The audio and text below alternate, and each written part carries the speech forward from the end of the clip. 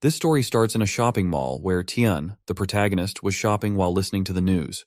In Z City, there were numerous cases of animal injuries, prompting people to avoid going out at night. Authorities were investigating the issue to prevent panic. Just then, an emergency report came in about a large number of people in X City infected by an unknown virus. The X media continued to report on the situation. Tian picked up canned food, thinking it would be safe as a stock food. As he queued to pay, he overheard a conversation between two ladies. One mentioned an elderly man from the Lee family who had been in good health but had recently had a sudden emergency and died on the spot. The second lady asked if it was due to the influenza, and the first confirmed it, adding that the old man hadn't even survived for 2 days. The second lady remarked that many people had recently suffered from the disease. They wondered if the government had identified the cause, as it seemed the world was becoming increasingly unsafe. And once again, Tian remembered all the things he had bought. Now he needed to refuel his car with diesel and head straight home to cook for Han, with the deer he had hunted earlier in the morning. He started driving, and on the way, he called a girl who asked him about their future together. Tian replied that he would find a job that would allow her to hold her head high among others. As she agreed, Tian made an excuse, saying he couldn't leave Han in an orphanage. The girl became frustrated and pointed out that Han wasn't Tian's blood-related sister, warning him not to talk about marriage if he planned to bring Han along. Tian insisted that Han was his little sister and a crucial part of his family.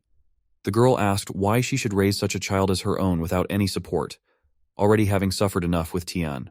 She gave him an ultimatum: if he wasn't going to take her seriously, they should break up. Tian agreed, and she hung up the call. Suddenly, an animal rushed towards his car, splattering blood on the vehicle. Tian stopped and remarked that the animal appeared to be a dog, but upon closer inspection, he realized it was a sheep. The sheep had a head injury and looked frightened. Tian was surprised that it was still alive despite its injury. The sheep then darted into the bushes. Tian decided to forget about the incident and felt it best not to report it to the traffic police. When he arrived home and started unloading his purchases, Han came out with their pets, calling for Tian. He asked her to slow down a bit. She commented on the amount of things he had brought and offered to help him carry them inside. He handed her a small pack of snacks. As they walked, she mentioned that she had completed all the tasks he had given her, such as feeding the livestock, changing the water, and watering the crops. Now she was hungry and looking forward to eating the stew Tian had made to feel better. He suggested making a carrot and lentil stew for her, to which she agreed, adding something more as she spoke. Tian turned around and saw Bai, the white dog, eating the crops, so he gently nudged him to stop. As they passed the buffaloes, one looked frightened with red eyes. Later, while they were cooking, Han mentioned that she had never seen a solar eclipse before and asked if it was true that the sky would completely darken like evening.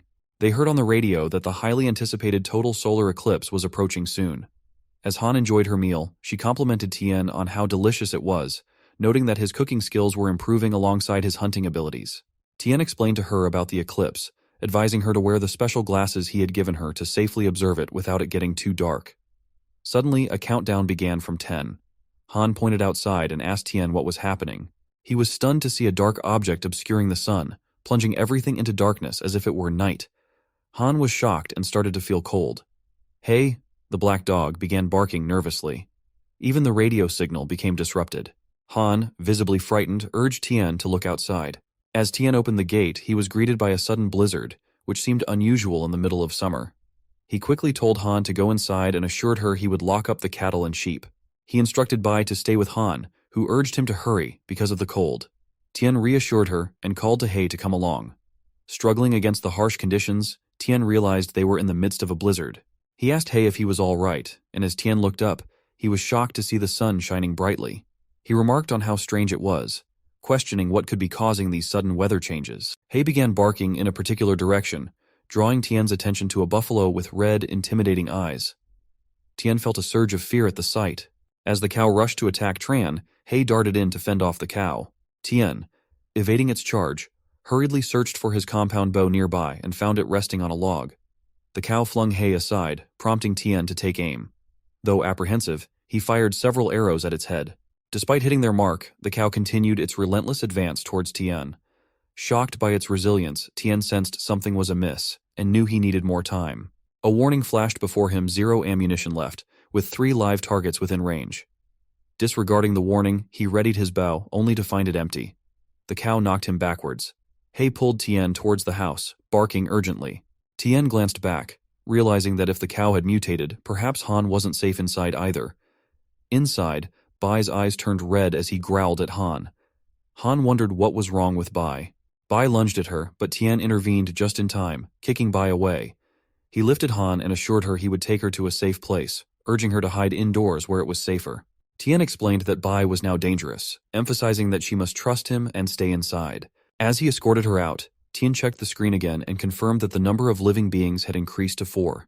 After securing Han in the safe house and instructing her not to leave, Tian hurriedly locked the door. As the number of living bodies increased, Bai attacked Tian from behind, but Tian managed to lock Han inside before turning to face Bai. He rushed to Tian's aid, earning praise from him. Tian instructed He to hold Bai off while he dealt with the cow that was still pursuing him. Grabbing an axe, Tian positioned himself near a tree. The cow charged, but Tian dodged, causing its horn to impale the tree and trap it in place. As Tian moved to attack the cow, Bai suddenly lunged and bit into Tian's neck. Tian wondered if He had been killed. Blood dripped from Tian's mouth as he struggled to stop Bai's attack. Then he heard a strange sound. He saw numerous screens swirling around him and wondered what they were. The noise was overwhelming, but Tian focused on dealing with the two beasts to ensure Han's safety at least. Amidst the chaos, he noticed one screen displaying the message Apocalypse Survival Game Match Success. As the apocalyptic game loaded successfully, Tian became its player, finding himself in a poorly maintained manor at level 1. He received the Eye of Truth as a reward and his class was B. To upgrade to a fortress, he needed 800,000 points. Lying on the ground, he woke, wondering if he was still alive. His torn clothes and bloodstains remained, but he was shocked to see that his wounds had vanished. Puzzled, he wondered where Cow and Bai were. A strange sensation overcame him, and he realized that both the cow and Bai lay dead nearby. He questioned what had happened during his unconsciousness, knowing such damage couldn't be caused by a human. He felt a change within him, welcomed into the apocalypse survival game as his status activated. A surge of power washed over him, feeling as if a beam of light had struck him, igniting a rage within. Seeing the cow still alive, Tian leapt at it with his axe. He pushed aside thoughts of his recent experiences, pondering his newfound abilities, including wound healing and the strange explosion he had witnessed. As Tian processed the situation, it became increasingly clear that this was more than just a game. The system had fully loaded, and his shelter had been successfully established. Points had been allocated, beginners' rewards distributed, and players were urged to assess themselves. Tian wondered if this flood of information was directly implanted into his mind. He learned that the first phase of destruction had concluded, with the second phase scheduled to begin in 30 days. Natural disasters loomed, and the shelter stood as the last bastion of safety. Tian felt the weight of responsibility to not only survive, but also to fortify his shelter into the strongest fortress possible. The first phase had already poisoned the land humans relied upon for survival, leaving him anxious about what the second phase would bring. Examining Bai, Tian realized he had passed out. According to the information he gleaned, Bai and the others must have mutated after consuming radiation-contaminated plants. After securing Bai in a makeshift cage to prevent any harm, Tian tied him up tightly and turned his attention to checking on Han. Entering the safe house, he descended the stairs in darkness. Trying to switch on the lights, he discovered they hadn't been restored. His phone showed no signal, suggesting the communication system was also down, but the backup diesel generator provided some relief. Using the faint glow of a phoenix, Tian searched the room, wondering where Han was and why there was no movement. Spotting Han's legs, he hurried over and found her lying down. His system indicated that Han was sleeping peacefully. She woke at the sound of his approach and asked why he hadn't spread out the mattress instead of sleeping on the floor. She explained she had obediently waited for him, recalling a bright light and nothing more before asking if he was all right. He reassured her that everything was under control and there was no need to worry. Han inquired about Bai's whereabouts, to which Tian explained that Bai was injured and unavailable for the time being. He suggested she rest a while longer while he attended to matters. Han agreed and drifted back to sleep. As she slept, Tian pondered the absence of mutant domestic animals and wondered how this system differed from online games. Upon further investigation, he discovered a starting bonus that seemed somewhat familiar. However, it was disappointing as he had hoped for weapons or skills, but instead found that he needed another 999 points to start the game. Staring at the screen, he noticed a question mark in one corner and wondered about its significance. It appeared that the primary currency of this system was points, and he recalled the seed he had planted in the poisoned land. Realizing its high cost, he knew he couldn't afford it at the moment. He resolved to check the stockpile of supplies at home, knowing that those in direct contact with the ground had already been contaminated in various ways. As the network disconnected, Tian realized it might take some time to recover, and he doubted the situation outside was promising. Contemplating the polluted sources around him, He knew he had to address them soon. Looking outside, he opened a door in the safe house and found an array of guns neatly arranged. Starting the diesel generator, Tian loaded a pistol and placed a walkie-talkie near Han before leaving. Driving his car at high speed, he inadvertently attracted numerous mutated animals toward him and resolved to deal with them quickly. Suddenly, a military truck approached from behind, overtaking Tian and blocking his path. The truck's machine gun targeted Tian's car, threatening to open fire. As an army scout with a zoom scope overlooking Tian, he observed that the normally bustling Voki-Toki road surface was raised. Tian suspected military forces were stationed nearby and sensed a crisis in the city. He wondered about Zhang Qing's whereabouts. The soldier warned Tian of the danger outside and advised him to return home. Through the Voki-Toki, someone reported that Area B was under attack by mutant cats and urgently needed reinforcements. Tian explained to the soldier that he had left home due to lack of supplies and asked about the current city situation. The soldier directed him to the designated government supply point and emphasized the city's unsafe conditions, urging Tian to return home promptly. Tian agreed, and the soldier departed. As a military aircraft flew overhead, Tian contemplated the presence of mutant creatures. Despite his recent split with Zhonglin, he couldn't ignore the post-apocalyptic world and resolved to check on her during his journey. As he entered the city, Tian encountered widespread destruction. People spoke of another looting incident on XX Street, and a female body had been discovered at pond number XX. Driving through, Tian noticed only police cars and ambulances remained active. He witnessed two men hurriedly loading an injured woman into an ambulance. She was on the brink of shock from severe blood loss. Another paramedic mentioned another case of lung damage due to food poisoning, urging readiness to administer an adrenaline shot. They discussed the shortage of cardiac stimulants due to high patient volumes, many infected by the same illness. Nearby, a distraught woman begged her infected husband not to fall asleep. They were almost at the hospital. He lamented the lack of available beds and the overwhelmed emergency hotline. Tian concluded that the healthcare system was struggling to cope, exacerbated by the effects of radiation leaks from the nearby plants. Tian wondered if he could manage to get his hands on enough supplies to successfully survive the game. The police were instructing citizens that the location was a government-designated emergency supply procurement site. They emphasized the need for everyone to follow the rules, form orderly queues, and avoid rushing. Each person had a purchase limit 5 jins of rice, 5 jins of flour, and 1 jin of vegetables, verified with a valid ID. Arguments erupted as people fought over their place in line.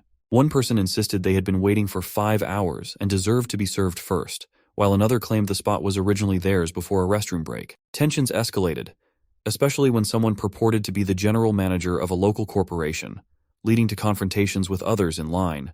Some were even forcibly removed. Meanwhile, on the fringes, a young girl cried to her mother for food. Tian witnessed 2 people fighting over a scarce resource, each claiming they had reached it first, while a frantic rush for supplies continued among the crowd. As Tian contemplated his girlfriend's rented apartment just around the corner, a speeding car narrowly missed him as he was about to turn. The car screeched to a halt, and a man emerged, knocking on Tian's window to inquire if he had come from the procurement site and what he was looking for. He had noticed Tian wandering around the department store market. The man tried to offer various fruits and vegetables, watermelon, cucumber, pumpkin, tomatoes, but Tian challenged him, saying he would only buy if the man dared to take a bite first. The man hesitated, asking why Tian didn't trust him and insisting that he hadn't seen anything to buy himself. Tian, frustrated, told him to leave. The man questioned why Tian was being confrontational, asserting he was a law-abiding citizen. Tian then showed a gun, causing the man to recoil in fear, urging Tian to talk things out and emphasizing his compliance with the law. Tian sternly warned the man that if he caught him conducting such heartless business again, he wouldn't hesitate to shoot him with no repercussions. The man agreed nervously, retrieving his things and reflecting on the tough spot he found himself in. He quickly got into his car and left. Tian proceeded to his girlfriend's apartment building. Climbing the stairs, he arrived at Zhang's door and knocked, calling out to her. With no answer, he began to worry if she was even home. Retrieving the spare key from under the doormat, he unlocked the door and entered. Inside, Tian was shocked to find the typically neat room in disarray. Contaminated fruits and medicine boxes were scattered around. Among them, he recognized Tianrun's antibiotics, a product known for its terrible reputation from a local pharmaceutical company. He wondered why Zhang had bought such things. Noticing no signs of blood or accidental poisoning, Tian realized the place had been ransacked, but not in Zhang's usual meticulous manner. There were no signs of forced entry either. Everything seemed deliberately disturbed. In the chaotic world outside, Tian pondered where she could possibly have gone. The scene shifts to the outskirts of the city, where a poorly managed manor serves as a makeshift guest house. It's rated at level 1 shelter grade, offering basic amenities. The level 1 shelter skill reward is the Eye of Truth, allowing the host to see detailed information about objects and creatures. Additionally, the privileges include a remote control shelter system that provides real-time updates on shelter status and inventory, accessible even when the player is away. The area spans 30 MU, suitable for fishing, animal husbandry, planting, and construction. Reflecting on his situation, Tian realizes he's currently at a loss. He resides in a dilapidated level 1 greenhouse and resolves to earn enough points to upgrade farm equipment without neglecting anti-radiation measures. As he toils in the fields, Han arrives and excitedly announces that the seeds have sprouted. Tian, Han, and He gather to witness the successful growth, bringing joy to Han. Tian observed on the screens that the tomato seeds had been successfully planted and would mature in 48 hours. He was pleased with the progress, noting that the anti-radiation grade seeds were performing as expected, maturing quickly. With more points, he and Han could certainly survive in the post-apocalyptic world. Han expressed her initial doubts about the seeds, thinking they had all withered, but she credited Tian for their success. Tian confidently remarked that he always found a way, reminding Han of the rules he had set for her to follow. She affirmed her understanding and vowed not to be underestimated. Han reiterated the rules: only consume food approved by Tian, not leave the farm without permission, report any unusual animals, and keep an eye on He to prevent him from eating indiscriminately. Tian instructed He to listen as well. Recognizing that the anti-radiation crops were ripe, Tian resolved to harvest them promptly. He discovered that the harvest was bountiful, especially with the radiation-resistant tomatoes proving to be nutritious. Long-term consumption promised to enhance overall health, with a storage life of 30 days. Tian pondered whether they could also improve physical fitness and eagerly tasted one. Instantly, he felt a comforting warmth spread throughout his body, alleviating the fatigue from days of hard work. In this food-scarce post-apocalyptic world, the upgraded crops not only provided sustenance, but also seemed to offer attribute bonuses. Tian mused over the idea of becoming a full-fledged farm owner within this system. Unlocking permissions, purchasing from the mall, and upgrading shelters all relied on accumulating points, which were obtained primarily through the exchange system. This system facilitated the recycling of crops, livestock meat, and minerals, each graded differently and priced accordingly, were the supreme god tier. Exchanged for the highest points, these were top-tier crops, god-tier powerful crops that fetched significant points. Ancient medical grade specialized crops known for their medicinal properties. Anti-radiation grade crops specifically designed to thrive in radiation-affected environments. Tian realized that mastering this exchange system would be crucial for their survival and growth in the harsh new world they found themselves in. Tian learned about the point system for different grades of crops were level 1, anti-radiation grade crops 1 kiloga or year 1 point. Level 2, ancient medical grade crops 1 kiloidar each 100 points. Level 3, God tier powerful crops 1 kiloidar each 1000 points. Level 4, supreme God tier enhanced crops 1 kiloidar each 100,000 points. This exchange system provided a comprehensive service from supply and sales to recycling, making it a vital tool for transforming the farm into a top-tier military base if enough points were accumulated. Tian eagerly anticipated this transformation. Reflecting on the anti-radiation grade crops, Tian considered the potential of the 3 higher grades, each promising even more significant effects. Excited, he decided to inspect the harvest of the ancient medicinal grade crops. Observing the carrots, he confirmed their 10% maturity rate as expected for ancient medicinal grade crops. Further investigation revealed that these carrots were at 100% maturity. They were capable of clearing all negative effects, such as poison, illness, and irreversible damage caused by negative effects. Remarkably, they could be stored indefinitely. Tian recognized the immense potential these crops held for their survival and future endeavors in the challenging world they now navigated. Tian marveled at the newfound security of having the ancient medicinal grade crops, knowing they no longer needed to worry about medical treatment. Turning his attention to the recycling interface, he decided to sell 70% of the harvested crops for points and kept the remaining 30% as reserves in his backpack. Confirming the recycling of 200 kilos of radiation-resistant crops, Tian received 2,000 points and found that 3 ancient medicinal grade crops were stored in the warehouse. Pleased with the outcome, he now had 30 gins of anti-radiation grade crops safely stored. To his surprise, Tian was congratulated for completing his first recycling task and achieved the title of Master of Recycling, earning a reward, a smart working robot of the agricultural type. As the robot appeared in his palm and waved, Tian couldn't help but feel skeptical about its usefulness, given its small size. He wondered about the achievement system, suspecting it might lead to more rewards and useful items. Yet, he couldn't shake the feeling that the robot was staring at him in an oddly unsettling way. As the robot swiftly began cutting the crops, Tian was astonished, wondering how it seemed to anticipate his thoughts. Could it be that his consciousness was somehow linked to the system, enabling direct commands to the robot from his mind?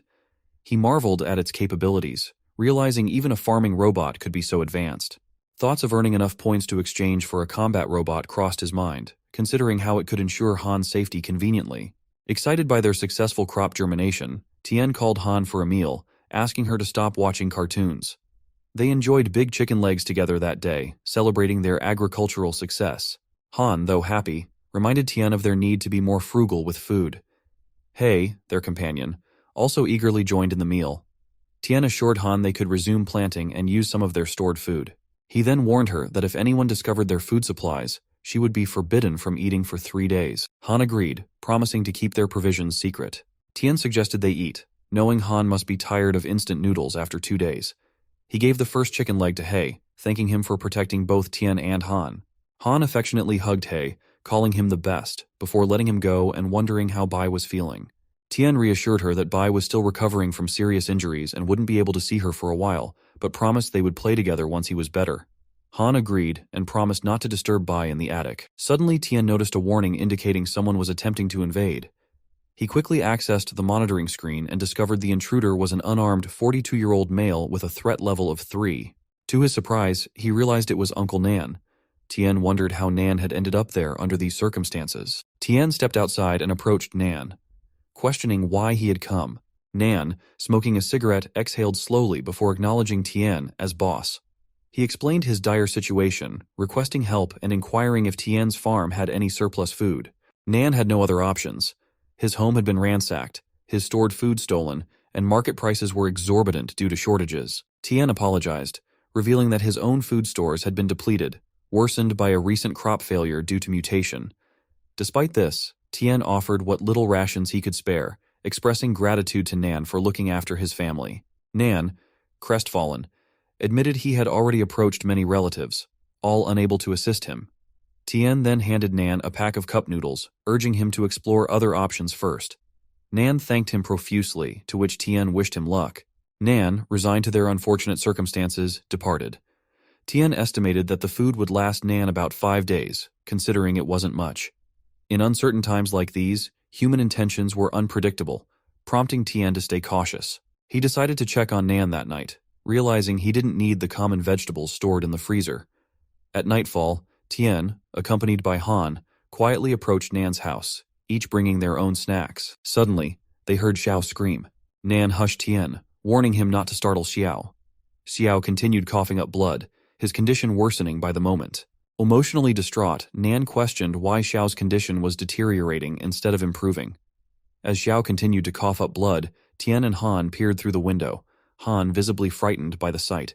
Tian reassured her that everything would be fine, urging her not to look. Reflecting on Xiao's symptoms, Tian suspected Xiao had accidentally consumed irradiated vegetables, explaining the rapid deterioration. However, Tian questioned if Xiao, being the best candidate for experimentation, would survive this ordeal. Ultimately, Xiao's fate would hinge on luck.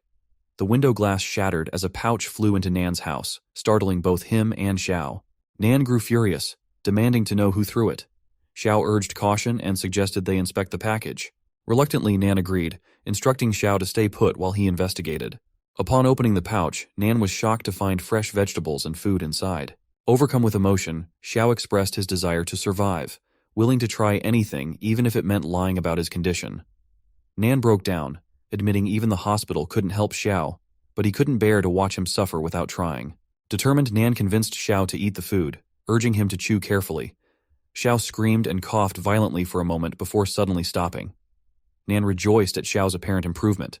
Meanwhile, Tian noticed a streetlight flickering back to life, indicating the return of electricity and potentially phone signal. He immediately called his girlfriend, Zhang, but she didn't answer despite the phone ringing. The scene shifted to a moving car where several men sat, one of their phones ringing.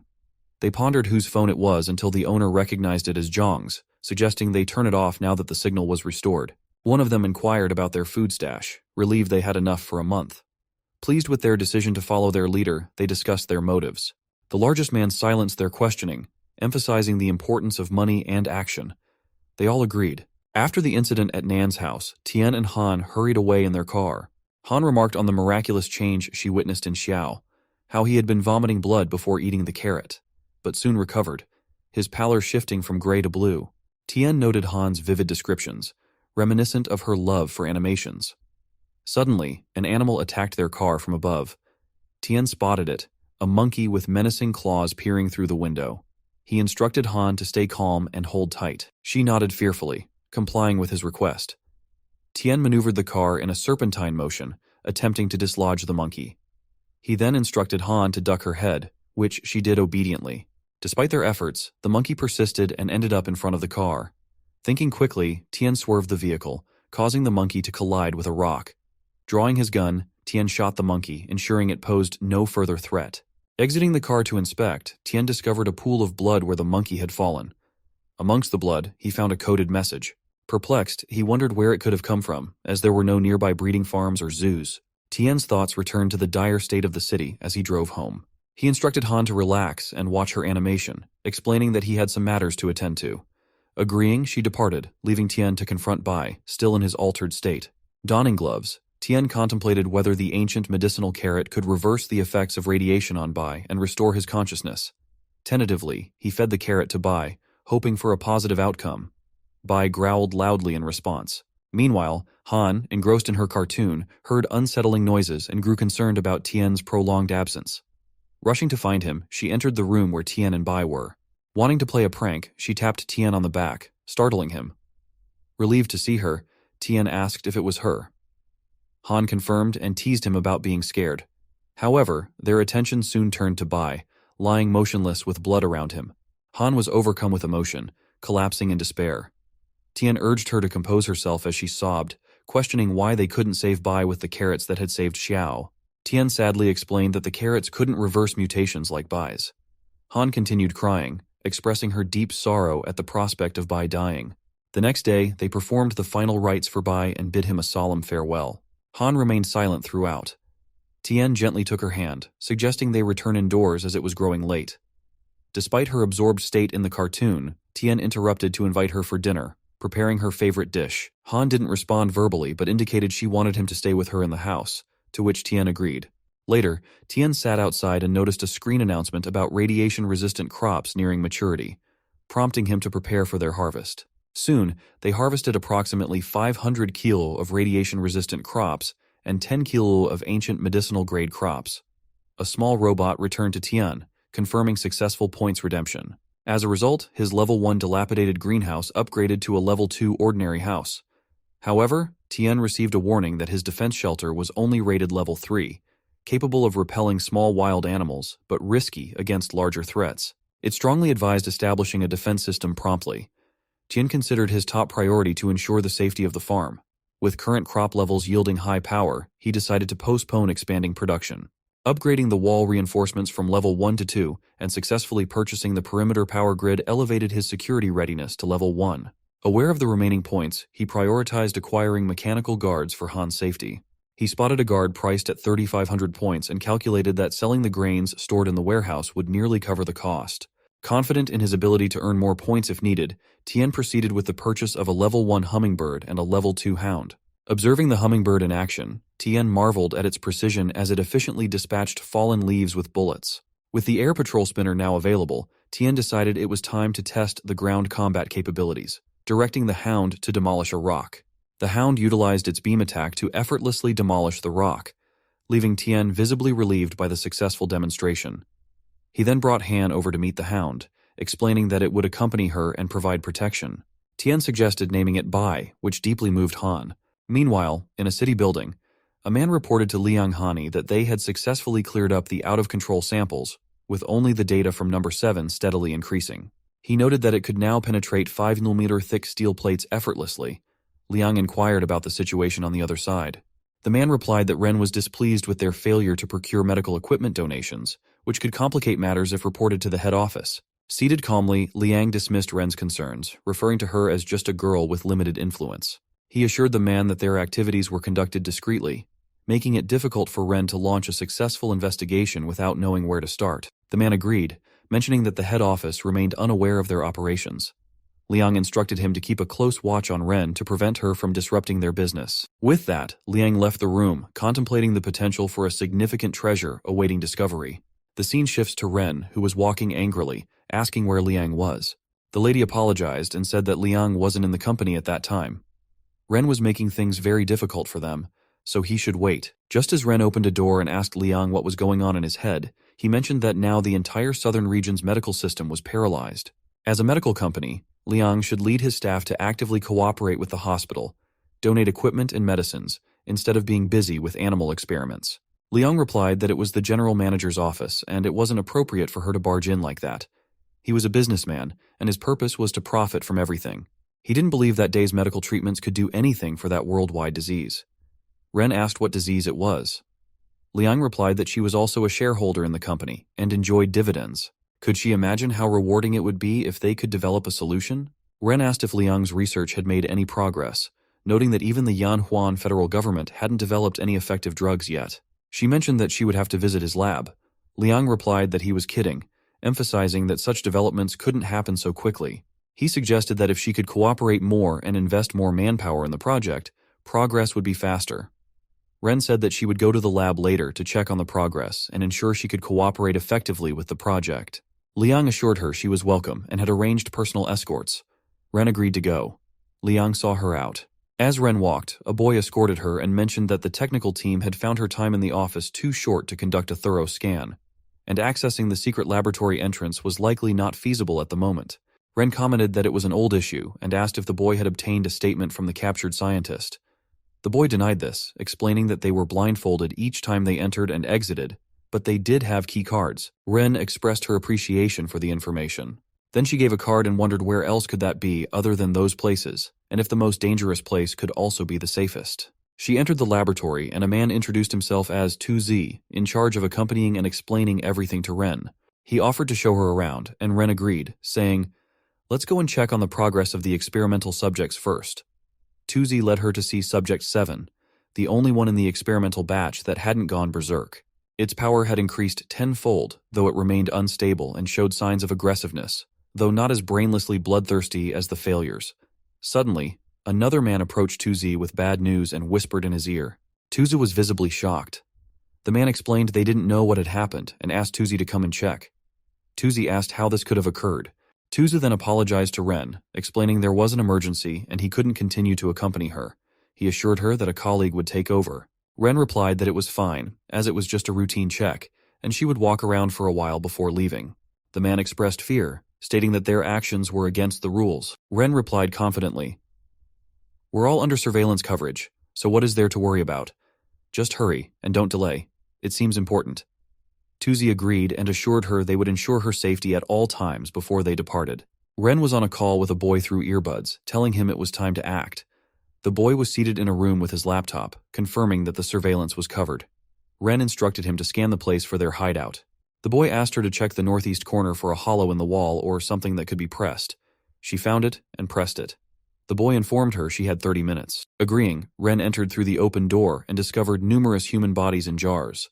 The boy asked for her assessment. She replied grimly, "It's worse than we predicted." The boy asked if he should contact the head officer to intervene. She declined, asking him to wait. As she examined further, she saw a mermaid and asked Ren if she recognized the name, revealing it was Zhang, Tian's girlfriend. The scene shifts to Tian, who found that his radiation-resistant grade corn was ripe for picking. Han was delighted to see it. Tian asked her to come and help him finish the work early for dinner. She eagerly agreed, taking one and expressing her desire to eat grilled corn later. Tian asked if she was already hungry. She replied that she was too hungry to just pick corn. He instructed her to gather some dry wood while he prepared grilled corn with butter. She was thrilled to hear that. While cooking, Han sat nearby and asked jokingly what would happen if she kept eating like that and turned into a fat pig. Tian thought that her appetite had exceeded his own recently. He explained that the special crop could enhance their physical fitness, and as her physique developed, her nutritional needs would increase. Since she was still growing, eating more wouldn't cause her to gain weight. She agreed and began eating the corn. Tian watched her profile and thought that after eating the radiation-resistant vegetables for a few days, both his and Han's physical condition had improved significantly. He joked that even if she kept eating like that, she wouldn't turn into King Kong Barbie, imagining how she might look and laughing at the thought. Han commented that the grilled corn was delicious. Tian promised to make her a spicy one next. He considered that with their shelter, even if Han's appetite grew comparable to Luffy's in the future, they could still afford it. Hearing a visitor, he wondered who would be visiting at such a time. Checking, he found it was Xiao with a bag. Tian wondered if it was the food he had given Xiao and what he was doing there. Tian approached Xiao and asked what brought him there. Xiao explained that Tian had given his family some instant noodles the other day, and his father insisted on returning the favor by sending some food to Tian's family, which Xiao had brought over. Tian reassured him it was fine, thinking he had helped the right person. Curious, Tian asked Xiao where he had found all the food. Xiao admitted he had found it in his yard, speculating it might have been quietly sent by a relative or someone who snuck it in. Xiao wanted to repay Tian's kindness and also had something to ask him. Tian encouraged Xiao to ask his question. Xiao mentioned he had heard about a new grain shopping center opening on the outskirts of the southern side that still had a lot of stock. He wanted to borrow Tian's truck to go and buy some. Tian agreed, and Xiao added that he didn't have a driver's license. The shopping center was in a remote location not too far away. Tian understood that Xiao was asking him to accompany him there. Xiao assured Tian that it wouldn't take him long, making a request. Tian thought about how he had been stuck on the farm recently and had planned to visit the shopping center in a couple of days to check on things.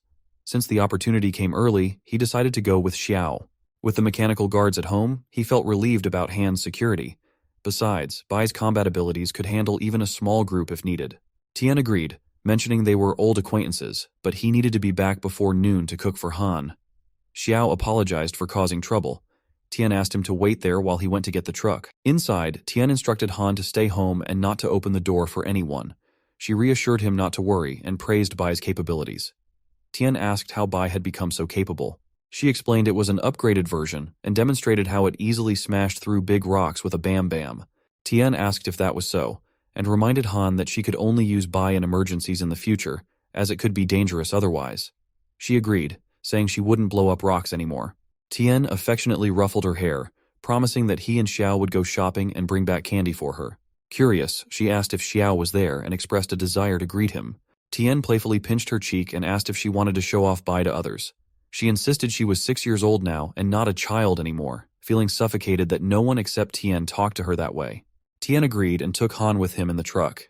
Outside, Han greeted Xiao and tried to tell him about Bai, but Tian stopped her, telling her to get out of the car and let Xiao sit there so they could leave early and return in time for him to cook for her.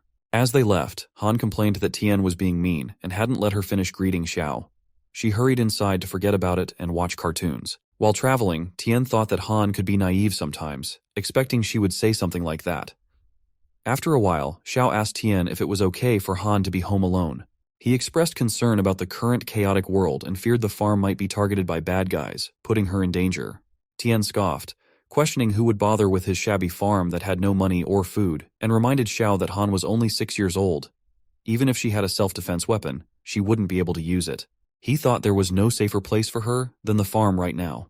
Xiao asked if Tian had any self-defense tools for Han. Tian replied that he had electrified the farm gate so no one could break in, reassuring Xiao not to worry about it. Xiao expressed relief and then took out his phone to text someone. Tian noticed, and Xiao quickly put his phone back in his pocket, explaining he was worried he didn't have enough money and had borrowed some from friends. The scene shifted to Han, who was watching cartoons excitedly. She exclaimed that they should use the Rainbow Warriors, suggesting Lemon Yellow Super Evolution Golden Yellow, and noted Xiao could change his color too. She hugged her toy, Hei, and asked if Xiao could be a member of the Rainbow Warriors. Hei looked confused. Han joked that last time she and Tian had seen Xiao, he was green with greed, but now he was red, which she found funny. Tian gave some money to Xiao, who was confused to see that. Tian explained that he didn't have much money either, so Xiao could take it for now. Xiao declined, insisting that Tian had already helped his family a lot, and he couldn't accept any money. Tian insisted, telling Xiao to stop talking nonsense and focus on driving. Xiao acted grateful for Tian's help and promised to repay his kindness. As they drove, Tian realized they needed to go straight for 500 meters, then turn right 300 meters ahead. Another 200 meters ahead, they would reach a fork in the road, and 100 meters beyond that, they needed to turn right. Xiao seemed worried. Just as Tian was about to turn right, Xiao moved the steering wheel to the left, claiming the road to the right was closed and they should go left instead. Tian felt something was off and shouted that it wasn't true, as he often traveled that road. It was the main road in the township and couldn't be closed without a major natural disaster. He asked Xiao where he had heard that news. Xiao replied that his friend had told him. Tian asked for his friend's contact and insisted on hearing it from him directly. Xiao urged Tian to trust him and turn before it was too late, promising he wouldn't harm Tian. Reluctantly, Tian began turning his car around. Meanwhile, bystanders noticed the situation, and one man commented that something seemed wrong. He contacted others in a nearby car, wondering how Tian could decide to turn back alone. Another person asked what they should do. Nan replied that he was ready, and their target was approaching, so they had to stop them. Liang added they needed to capture them alive, block their escape routes, and attack from both the front and rear. He sarcastically remarked about seeing if they could grow wings and fly away that day, before asking for updates. Xiao then apologized to Tian, admitting that he had betrayed him and it was all his fault. He tearfully explained that there was nothing he could do, as some people took his father away. Tian asked him to calm down and explain who those people were and what they wanted. Xiao, crying, told Tian that they were from Tianrun and knew Tian had the antidote for the poisoning. They had coerced Xiao into luring Tian away from the farm so they could capture Han and force Tian to submit. Tian exclaimed that Han was only 6 years old and they intended to kidnap a child. Xiao replied that he didn't know and that they had threatened his father's life, leaving him with no other choice. Just then, a car blocked their way. Xiao told Tian that those people had arrived. Tian shouted at Xiao to be quiet, saying everything Xiao had asked was just to test him and find out if the farm was protected. When Xiao was playing with his phone, he was actually messaging the other party. Soon some people with machines appeared in front of Tian's house. Xiao apologized to Tian, urging him to give them the antidote, as there were too many of them and they wouldn't be able to escape. Tian replied that he was furious with Xiao and didn't want to kill him, but he couldn't believe Xiao had endangered Han. Crying, Xiao apologized again, saying he regretted it, but they had taken his father and there was no turning back. He pleaded with Tian to give them the antidote. Tian told Xiao he would deal with him later, and, unfortunately for the intruders, none of them would leave his farm alive. Saya remembered the night when he was healed, and Nan was so happy about it, saying how scared he had been. Xiao admitted that he couldn't believe he had actually survived. Nan commented that Xiao was an idiot for eating something different that caused his illness. Xiao explained that he was so hungry he couldn't stand it anymore and found an apple in the cellar that didn't seem to have any trace of contamination. Nan scolded Xiao for being so desperate and daring to eat anything from the cellar, as they were all in contact with the ground. Xiao replied that they had been eating nothing but gruel for several days, so he decided to take a gamble. Otherwise, he would have starved to death sooner or later. Nan told him to stop talking nonsense and mentioned that he had borrowed some food and they had received a wave of food drops. Among them was a magical elixir that saved Xiao's life, which must have been a blessing from the gods. They couldn't bear to see Xiao suffer so much, so they saved his life. Nan reminded Xiao that many people had died from accidentally eating poisonous vegetables and he was the only one who survived. Therefore, they must go to pay homage to their ancestral graves later to thank them for their blessings. Xiao thought that if there really was a god, such a disaster shouldn't be allowed to happen in this world. He believed the elixir had been given by someone who didn't want to reveal their identity. Then he noticed a bag of fruits and heard Nan ask if he was hungry. Xiao couldn't believe someone had given them so much food while their family had been left to starve, without even the basic necessities for survival. Nan reassured him that they had received all this food and that he was going to get something for Xiao to eat, emphasizing that Xiao was still recovering from a serious illness and needed to recover well. Suddenly, Xiao remembered something and got up to go outside. Nan asked where he was going. Xiao replied that he would be back in a while. Nan insisted that Xiao wasn't fully recovered and needed to rest. Xiao asked to be left alone and then went to someone's home and knocked on the door. The boy inside replied, telling him to stop knocking rapidly and demanded to know who was there. When Miao opened the door, he was shocked to see Xiao covered in blood. Miao asked what Xiao wanted. Sai replied that his home had been robbed and he just wanted to check the surveillance video. Miao asked what that was. Xiao showed him the camera and said it was a 360-degree unplugged wireless monitor. Miao agreed. Xiao asked to check who had beaten him up because he needed to find them. Miao agreed but told him to hurry because it was his sleep time. As Xiao went to check, he thought the camera happened to have the perfect angle for his alleyway and wondered who the person would be. Then he saw a truck and recognized its owner by the license plate. He then returned home. Nan asked what he had been doing. Xiao replied that he had found out who saved his life. Nan asked who it was. Xiao said it was Tian. He had checked the CCTV and found that Tian's arrival and departure times matched the time of Xiao's rescue. Nan said that Tian was a good person who not only gave them food, but also saved Xiao's life. Xiao then asked Nan if he had heard the news that the Tianrun group was paying a good amount of money to those who could find a solution. Nan was shocked and asked what Xiao was thinking of doing. Xiao replied that he was trying to make life a bit easier for both of them in this hellish world. He questioned how long their current food supply would last and what they would do afterward, asking if Nan still expected Tian to give them more food. Nan slapped Xiao and asked if he wanted to repay Tian with such hatred. He exclaimed how he could have given birth to such an ungrateful beast and threatened to break Xiao's legs if he dared to go to Tianrun. Xiao asked if Nan understood their current situation, saying they could only rely on themselves to survive. He insisted he was doing what he had to do to survive, and that was all. As he was thinking about how they couldn't get rid of their pursuers because they were following too closely, he saw 2 cars blocking his way. Just then, he found himself surrounded from all sides. He came out, holding Xiao tightly in his grasp. Chen called Tian, introducing himself as an affiliate of Tianrun Pharmaceutical Company. He explained that he was using a special method to get Tian to meet him and assured Tian that he had no ulterior motives. Chen mentioned that they knew Tian had the cure for the poisoning pandemic and proposed discussing a cooperation. Tian would provide the cure, and they would contribute their efforts, making huge profits together. Tian asked what would happen if he refused. Chen replied that Tian had only 2 options. The first was to cooperate, making everyone happy and allowing them all to earn money with smiles on their faces. Tian then asked about the second option. Chen responded that they would find the cure for the disease themselves, implying they would use force if necessary.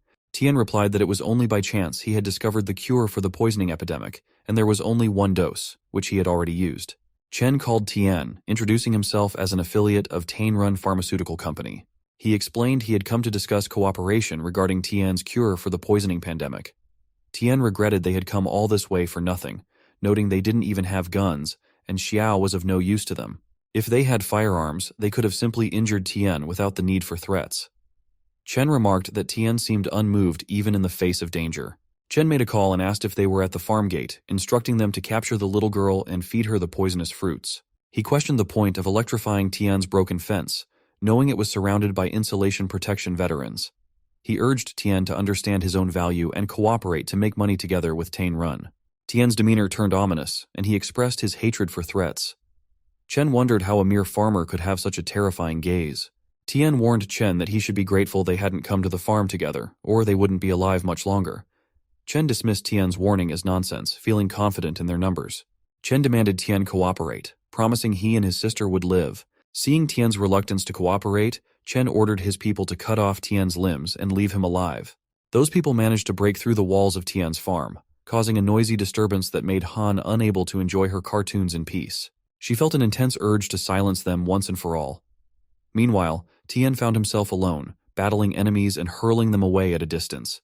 Chen, shocked by the chaos, wondered what was happening. It was evident that the farm possessed anti-personnel weapons, necessitating the need to lure the intruders away. Observing Tian's farm from a distance, a man sensed something was amiss as rocks were being explosively dislodged. His initial suspicion of explosives was confirmed, and he decided to capture Tian alive. He realized no one had truly understood Tian's true strength. Tian himself marveled at the unexpected power boost from the radiation-resistant crops he had consumed for just a few days. His physical attributes, speed, strength, bone density, and reflexes, had all significantly improved beyond his expectations. In ancient times, one could enter the Tao through swordsmanship, but Tian chose to initiate it with a fist. A man swung a knife at Tian, but he sidestepped it, feeling he was moving closer to the Tao. "Let's create some space first," he thought, knowing his physical condition was no longer a game. He targeted Chen with his gun. Terrified, Chen regretted his oversight of not bringing a firearm, unaware Tian possessed one.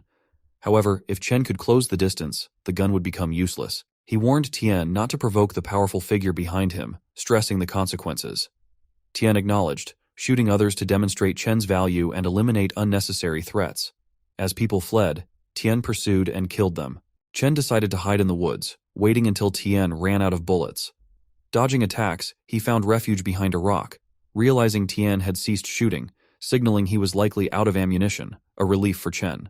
Chen remained hidden, plotting a surprise attack on Tian, hoping it would give him a chance to win. Meanwhile, Tian accessed his inventory and retrieved a pistol from the warehouse. He positioned himself above the rock, aiming at Chen. Perplexed, Chen questioned why Tian still possessed a weapon, and if he was also a martial artist. The scene shifted to Tian's house, where all intruders lay defeated. Bai appeared, having ordered the execution of the last intruder, whose head was blown off. Concerned about Tian's potential return and his perception of her actions, Bai fretted that he might view her as violent and reject her. Determined to conceal the scene before Tian returned, she hurried to dispose of the evidence outside the door. Chen, severely injured, admitted that threatening Tian with a child had been a grave mistake. He pleaded with Tian to stop tormenting him, promising to reveal everything if spared. Tian replied that letting Chen off the hook was impossible, but he offered Chen a choice: a quick, painful death, or a chance to be cured and continue suffering since Tian had plenty of bullets and time. Faced with these options, Chen agreed to answer Tian's questions. Tian first asked who was behind the attack. Chen revealed that it was Liang, the CEO of Tianrun. Tian remarked that it made sense given Liang's ruthless nature and his involvement in inflating prices. He then inquired if there was anyone else involved. Chen responded that Liang was solely responsible, keeping the matter well hidden. Even the highest-ranking executives within the company were unaware. Additionally, Chen mentioned Liang's recent disagreements with the company's vice president and his plan to use this situation to elevate his authority, impress the headquarters, and oust the VP from the Southern City branch. Tian pondered the headquarters, realizing that Tianrun Pharmaceutical, which monopolized Southern City, was just a subsidiary of a larger group. He struck Chen to wake him up and asked if Liang had reported the matter to the headquarters. Chen denied this, explaining that the other vice president had connections there, and Liang feared that escalating the issue would ruin his plans by leaking the information to that vice president. Tian thought that since the matter wasn't widespread, it would be easy to contain. He then demanded that Chen take him to Liang. Chen received a call from Liang, who asked if the mission was completed. Chen responded that they had the target under control, but the target insisted on seeing Liang and the old man before revealing anything. Liang chastised Chen, calling him useless if he couldn't handle such a small matter without his personal involvement. Apologizing, Chen explained that Tian was tight-lipped and they had lost a few men in the process. Liang agreed to meet, instructing Chen to take Tian to warehouse number 78, assuring him he would be there shortly. Chen hung up the call abruptly, angering Liang, who fumed at Chen's audacity. Liang, already at the headquarters, decided to replace Chen immediately. Leaving his office, Liang didn't know that Tian had forced Chen to say those things. Tian then tied Chen up and had Xiao change clothes with him. During the car ride, Xiao thanked Tian. Tian replied that Nan was merely an incidental acquaintance and that Xiao shouldn't get overly sentimental. Xiao apologized. Arriving at the warehouse, Xiao and the bound Chen entered. Liang, accompanied by 2 men and a tied-up Nan, awaited them. Liang asked why only they had come and where Nan's son was. Xiao explained that the messenger had been knocked out and left in the car, and Chen had a stomachache, so he went to the restroom. Fearing Liang's impatience, Xiao had brought Nan over first. Liang scoffed, calling them a pitiful bunch. He laughed, pointing out Nan's beaten condition, and remarked that he must not have struck hard enough before. He demanded Nan speak up, promising to set him free. Nan thought it best to stay silent, knowing Liang wouldn't leave any of them alive. Nan tried to speak, but his mouth was gagged, making it impossible. Infuriated, Liang called Nan a dog and demanded to know why he was barking before kicking him. Xiao stared at Liang, trembling. Liang noticed and barked at Xiao, asking why he was staring and ordering him to bring Nan over. The other 2 men continued to kick Nan. Liang sneered, calling them worthless losers. Suddenly, Tian crashed through the roof, landing a kick on Liang. Everyone was stunned. Liang remarked that the wall wasn't easy to climb. Tian pointed his gun at the fallen Liang, causing the 2 men to freeze in fear. Tian commanded them not to move. Liang demanded to know how Tian had arrived, where Chen was, and if Chen had betrayed him. He then dared Tian to touch him. Tian questioned how someone of Liang's intelligence became the head of Tianrun, suggesting Liang had invested all his skills in being heartless. He revealed that the injured person was Chen. Liang threatened that if Tian touched him, he would have Nan killed immediately. Tian asked if he was sure, pointing out that killing Liang was more cost-effective than saving irrelevant people. Liang ordered his men to save him, but Xiao pleaded with Tian to stop. Ignoring the plea, Tian shot the 2 men, questioning Xiao's intelligence. Xiao then rushed to free his father. Xiao and Nan knelt before Tian, expressing their gratitude and apologies. Xiao apologized for not holding Nan accountable for his actions and acknowledged that apologies were inadequate, but thanked Tian nonetheless. Tian reassured them that he didn't believe in guilt by association and that Nan had not harmed him in any way. Nan blamed himself for not stopping Xiao's actions, feeling immense guilt. Tian told Xiao that constant apologies weren't necessary and suggested letting go of the idea of seeking forgiveness, as he believed Xiao didn't deserve harm. Tian assured Xiao that he wouldn't harm him unnecessarily and left the next steps up to Xiao. Xiao assured Tian that they knew nothing and could be trusted, then asked Tian how he planned to handle the situation. Tian instructed them to gather the people and stack them together, promising to bring the car. Nan asked what Tian intended to do. Tian replied that they had no choice but to clean up the evidence. After gathering the 3 bodies together, Xiao asked Nan if Tian planned to bury them. Nan nodded, pulling Chen aside and agreeing that it wasn't safe to leave them exposed in the middle of nowhere. As Nan reached out to move Chen unexpectedly attacked him with a broken piece of mirror. Nan managed to dodge the blow, surprised by Chen's agility. Xiao was shocked by the sudden violence. Chen explained that he was at a dead end and had nothing to lose by taking someone down with him. He swung the broken mirror at Nan, but Xiao intervened and took the blow himself. Nan was stunned by Xiao's sacrifice. Just then, Tian arrived in the car and struck Chen with it. Xiao screamed in pain and collapsed. Nan began to cry, admitting to Tian that Xiao was right about him being useless and not daring to be good or bad. He blamed himself for putting his father in danger due to his selfish desires. Nan accepted that Xiao deserved what happened and wished to give his life back to him, finally finding peace. He asked Tian to thank Han for him, mentioning that the candies for Han's food that night were from him, knowing they were something a child would appreciate. With his last breath, Xiao passed away. Nan was overwhelmed with grief. After a while, he and Tian set fire to the warehouse and left the scene. The scene shifted to Ren in her office, calmly sipping tea as someone rushed in, clearly agitated. She instructed them to calm down and explained slowly. After composing themselves, the person informed Ren that something significant had occurred. Ren asked what had happened, and they hesitantly revealed that Liang had died. Ren swiftly examined the bodies and asked the doctor if they had confirmed their identities. The doctor confirmed through DNA extracted from dental pulp that the bodies were indeed Liang and Chen. However, the genetic database had no matches for the other bodies, and no missing persons reports matched them. Due to insufficient police resources, further investigation to confirm their identities was not possible. Ren dismissed the importance of confirming identities and instead inquired whether the deaths were accidental or deliberate. The doctor determined they were murders. Several bodies had bullet fragments, indicating they were shot before being stacked and set on fire in a car. Some showed signs of torture. Inspecting one of the bodies, Ren concluded that whoever had done this was dealing with a ruthless character. She pondered whether the attack targeted Liang personally or Tianrun Corporation. If the former, she planned to celebrate with 2 bottles of red wine that night. If the latter, these people were now her enemies. Tian purchased a small bomb and asked Nan if he truly wanted to seek revenge. Nan agreed, declaring he was willing to risk his life for it. Tian then handed the bomb to Nan, explaining that he had taken care of the traces that could be handled, but couldn't guarantee that Tianrun wouldn't find any clues pointing to him. This was a reminder not to let what happened to Xiao occur again. Nan reassured Tian, promising to ensure the bomb exploded as intended without worry. Tian then confided all the secrets to Nan and returned home with him, calling Han to ask what she was doing there. Nan was bewildered to see Han unfazed by everything, including a robot dog in the house. Outside, Han had arranged a crane and a small sand mound to conceal the bodies. She realized Tian and Nan had returned, denying any wrongdoing and claiming she was only playing a digging game and hadn't set anything off. Tian reprimanded her, having seen everything she had done, prompting her to admit she lied because she feared he would hate her if he discovered her violent actions, worrying he might not want her anymore. He asked how he could ever not want her. She explained that it was because she had killed people. Nan wondered if that was the reason. Tian reassured Han, telling her that no matter what mistakes she had made, he would stand by her side and bear them together. He emphasized that from beginning to end, she was the most important person in his family, and he was delighted that she knew how to protect herself. He encouraged her to just be herself and assured her that he would guide her, so she shouldn't feel burdened. He praised her for dealing with those who had malicious intentions and preventing them from harming others. Han then declared that she would retaliate against those who tried to bully Tian.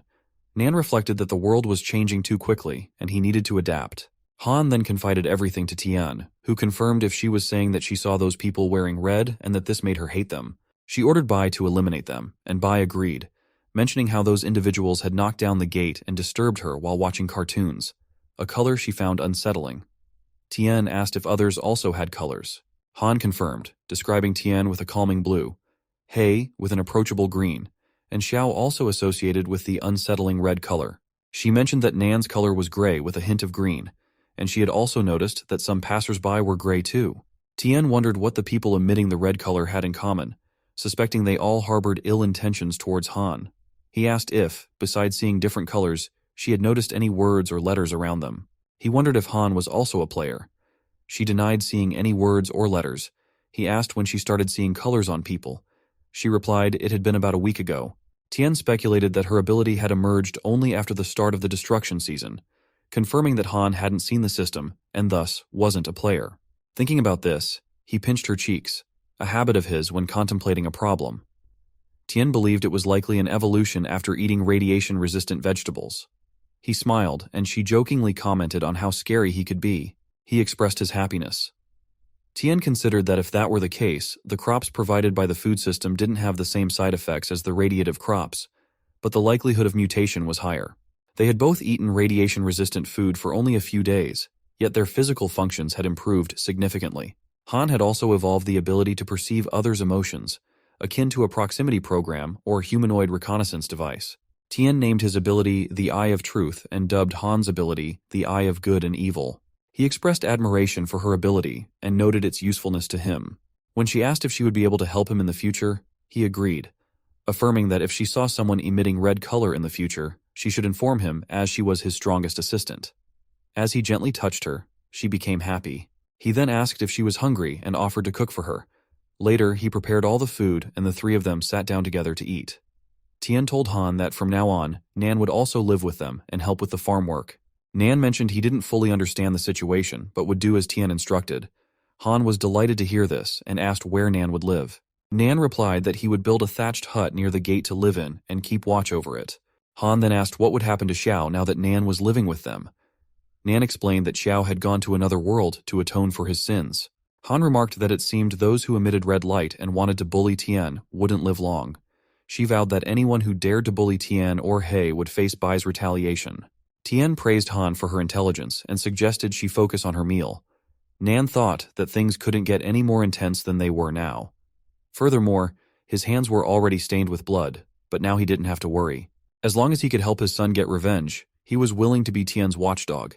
The scene shifts to a man watching a press conference. A speaker announced that it was the 15th day after the catastrophe, with a cumulative death toll of 38.6 million on Blue Star and 4.7 million in the Yanhuang Federation. The federal government was actively transferring grain reserves, and soilless cultivation technology would soon be scaled up for production. He urged everyone not to panic. The man's son approached and asked what he could do. The man inquired if he had read Ren's report. The boy confirmed and mentioned that Liang was dead. The man remarked about Tian being a good earner and lamented his death, noting that the mutation process had accelerated. He mentioned that the military police headquarters had captured a level 5 mutated beast in the mountains on the southern border. Jing, his son, was surprised to hear this and asked how a level 5 mutant beast could have evolved when the highest level they could research now was only level 3, or the result of his artificial catalysts. In the deep forest, with no human intervention to clear it, radioactive vegetation thrived. Even the lowest level species cannibalized each other, accelerating mutation intensity. The father remarked that their current manufacturing technology was vulnerable to unknown natural evolution. He instructed King to take over the lab there, and Ren had discovered that Liang's secret experiments had utilized many intriguing technologies. They planned to combine these discoveries with their current resources and ensure the prompt extraction of the virus. Jing agreed with the plan. Ren sat in her office, pondering that the records from 2 days prior had appeared entirely routine, suggesting that the cause of his death lay within that narrow window. However, the surveillance footage from those crucial days had been deleted by Liang, leaving them bereft of clues.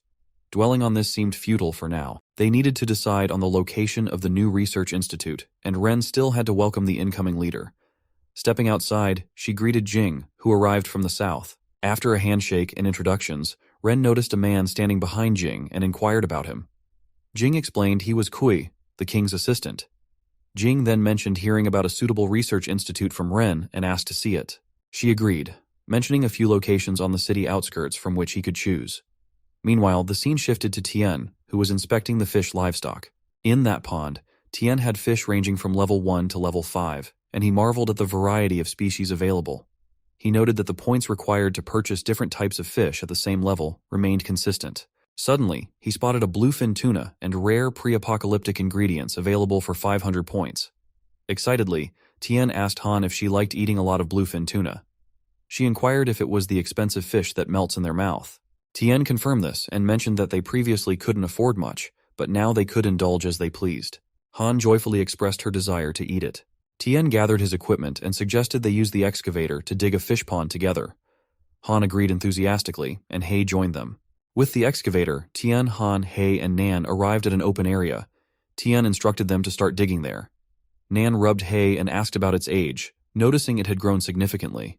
Tian explained that Hei had already reached adulthood and shouldn't have been growing any larger. Nan speculated whether Hei had gained weight due to the farm's good food, recalling when Hei first arrived and only reached Nan's knees, now reaching up to their thighs. Tian agreed, realizing that daily proximity had made the gradual changes less noticeable, fearing potential mutations like Bai's, but reassured that all poisonous crops had been disposed of since Bai's accident.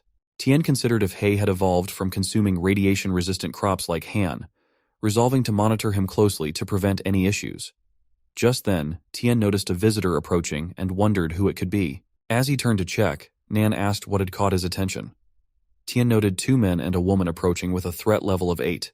It was Ren, Jing, and Kuei. Jing knocked at the gate and Ren questioned Jing if he truly needed to inspect the new locations she had selected, emphasizing the enhanced equipment and security they offered. Jing affirmed the farm's excellent location and adequate size, intending to finalize the purchase before transferring operations there. Ren acquiesced to Jing's preference. She thought that despite his smile, he was difficult to engage with, not even acknowledging the effort she had put into securing those few places. She mentioned it had been a while since anyone had shown interest, doubting they would appear now. Jing instructed Kuei to keep knocking, determined to get Tian's attention.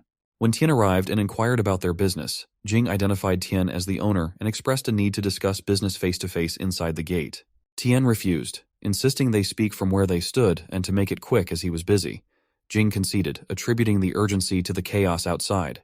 Ren, puzzled by Tian's demeanor, introduced herself as the general manager of Tianrun Company and clarified their intention to purchase the farm, asking about his price. Tian wondered how they had found his farm already. Ren stated that they would meet Tian's demands regarding his name, price, or any other conditions, even offering him a place in the villa area of the city center if he needed it. Tian firmly declined, expressing his preference for staying where he was. Ren pressed him to hear their offer, hinting that being from the southern side, Tian might recognize Tianrun's reputation and potentially change his mind. Tian reiterated his contentment with his current situation, stating that not even a mountain of gold would sway him.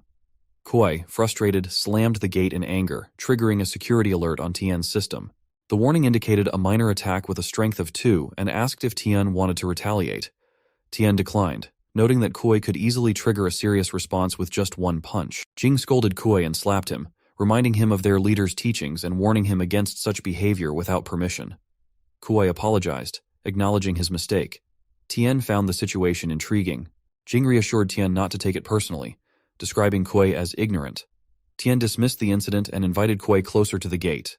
As Kuei approached, Tian swiftly struck him with precision using his hummingbird technique, knocking Kuei to his knees. Tian quipped that Kuei had punched his gate, and in return, Tian had punched him back, suggesting they were now even. He then indicated they should leave if there was nothing else. Jing, silent but smiling, didn't protest. Jing wrote a brief note, apologizing for the inconvenience caused to Tian and expressing regret for the trouble they had caused. He also included his phone number, suggesting Tian could contact him if he changed his mind. Ren thought Tian's dismissal was rude and assumed he wouldn't call. She noticed Tian had torn up the note containing Jing's number, feeling determined to not be looked down upon. As they got into their car to leave, Tian pondered the unexpected speed with which Tianrun had located his farm. He wondered if they were specifically searching for him or if it was merely coincidental. Tian resolved to retrieve the hummingbird guard number 1 and observed their departure, thinking they would meet again soon. With only about 10 days until the next destructive season, Tian noted the stable output of the plantation area and the commencement of excavation in the aquatic area. He planned to develop a livestock area as well, preparing for the future challenges ahead. After cooking the food, Tian sat down to eat. Han asked him to try the sesame sauce she had made, praising its deliciousness. Tian acknowledged her effort and took a bite, agreeing that it was indeed delicious. Han mentioned how comforting mutton hot pot was in winter, to which Tian shared his fondness for its warmth.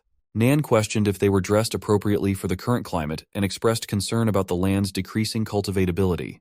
Tian hinted that Han had long been curious about something, but he couldn't divulge further details. Nan understood and assured Tian he wouldn't pry into his secrets. Tian explained that he wanted Nan to mentally prepare because the food they were eating wasn't ordinary. It could lead to changes in the body over time, such as improved immunity to cold, enhanced physical fitness, and possibly even unusual abilities. Tian looked forward to seeing Nan's potential transformations. Nan asked what Tian was talking about, noting it sounded like something from a science fiction movie. Tian explained that the apocalypse was akin to such stories becoming reality, and considering the existence of fossils, it wouldn't be far-fetched to imagine ancient powers.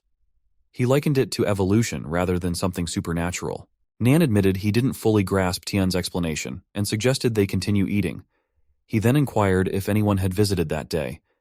Tian confirmed it was representatives from Tianrun. Nan was surprised and remarked on the implications. He half-jokingly wondered if even he, as an old and seemingly useless man, could benefit from the farm's food. Tian agreed, advising Nan to rest early while he went out for errands. Tian searched for the location of Hummingbird number 1 and discovered it was in the Harmony Villa district. Meanwhile, the scene shifted to Ren, who brought Jing and Kui to her house. She assured them they could stay the night and promised to arrange accommodations for them the next day. Jing thanked her, expressing concern about the trouble. Ren informed Jing and Kui that they would be staying downstairs in one of the 4 available rooms, allowing them to choose whichever they preferred. She promised to have dinner prepared and delivered to their rooms. Jing agreed with her arrangements and headed upstairs, urging Ren to rest early as well.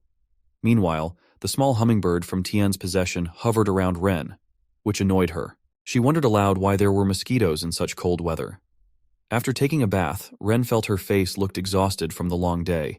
She decided to pamper herself with a skincare spa session after a refreshing shower. While staring at herself in the mirror, she questioned whether a successful and beautiful woman like herself left any room for others. Applying a face mask, she noticed the mosquito still buzzing around. Mistaking the sound for a beetle, Ren decided to open the window to let it fly out, enjoying the refreshing breath of fresh air after the air conditioner had been on for a while. As she opened the window, she suddenly noticed a boy standing outside next to it, startling her. The boy leaped inside. Ren tried to ask for help, but he stopped her by covering her mouth. She wondered if there were any bodyguards outside. The boy made her lie down. She thought that she would fire all those guards. The boy was so strong that she couldn't move or fight him. She had to calm him first. He warned her that he would let her go, but only if she didn't scream or resist. Otherwise, he threatened, he would act faster than her bodyguards with his knife. Ren tried to calm down. As the boy released her mouth, she told him that there was a lot of money, jewelry, and gold in the bedside cabinet. He could take it all, as long as he didn't harm her. She promised not to involve the police. The boy commented that she seemed very cooperative. Ren told him that the world revolved around seeking wealth, and hurting her would only bring trouble.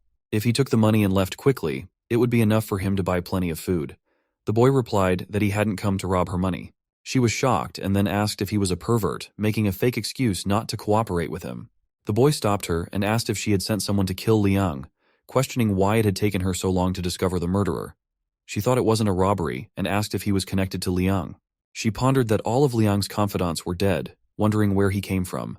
The boy replied that Liang had done him a favor and now he sought revenge. He had heard that Ren was investigating Liang's death and asked her to share all the information she had, as he wanted to investigate too. She realized the boy had come to voice his accusation. She explained that she and the police were investigating Liang's death, but the clues were limited and there was no way to pinpoint the real culprit so quickly. The boy said she had taken over Liang's position after his death, suggesting she might be responsible. She was shocked, realizing she had no evidence and had made many enemies in the southern side. It seemed natural for someone to take advantage of the chaos and exact revenge on Liang so tragically killed. She insisted she had no deep grudge against him, and his position as general manager wasn't worth killing over. The boy thought Ren was right and acknowledged her intelligence. He couldn't believe they didn't have any suspects. Ren explained there were truly no suspects. Liang had destroyed all documents and surveillance related to recent conspiracies. How could she pinpoint a suspect when she didn't know whom he had been interacting with before his death? It was a challenging matter for her. The boy speculated that Liang wanted everything for himself, leaving no clues behind. She asked if he would let her go. Just as he heard footsteps, the boy swiftly struck Ren's neck, causing her to collapse. Outside, Kui pounded on the door to break it down, while the maid informed Ren that the alarm system had been triggered, indicating something had happened. Kui asked him to save Ren. Upon entering the room, they found Ren lying there. The maid checked on Ren while Kui inspected the window and instructed Jing not to let the boy escape. Descending, the boy thought about how the imposing Kui had managed to break down the door. Jing remarked that breaking into a girl's bedroom in the middle of the night was rude. The boy saw Jing and asked how he had found him, as he had left no trace behind. Jing replied that when the boy stepped on the gravity-sensing device at the window, he had asked Kui to block the door. If the boy didn't want a face-to-face confrontation, Jing reasoned, he would likely try to escape through the window, which would be his only route out. The boy admired Jing's cleverness, but wondered if a mere beansprout like him could stop him. He rushed to punch Jing, but Jing blocked the blow, and the boy received a counterattack. Jing had scars on his leg and remarked that it was interesting how the bones in his arm were nothing compared to his knee. He calculated that his forearm's ulna and radius should be fractured from the frontal impact force of 700 kilograms, and his carpal joints should be crushed and dislocated due to their inability to absorb such force. Yet there were no signs of injury now. Jing asked if the boy had practiced martial arts, noting he hadn't seen any special techniques. Confused, Jing demanded an answer from the boy. Otherwise, he wouldn't let the boy go that night. The boy's hands trembled as he faced Jing. The boy wondered if Jing had ever practiced any martial arts. He couldn't believe Jing had actually stopped his punch. Even though his current physical capabilities surpassed those of a normal human, it was troublesome to be entangled with a skilled fighter. They heard people approaching and discussing the sounds they had heard.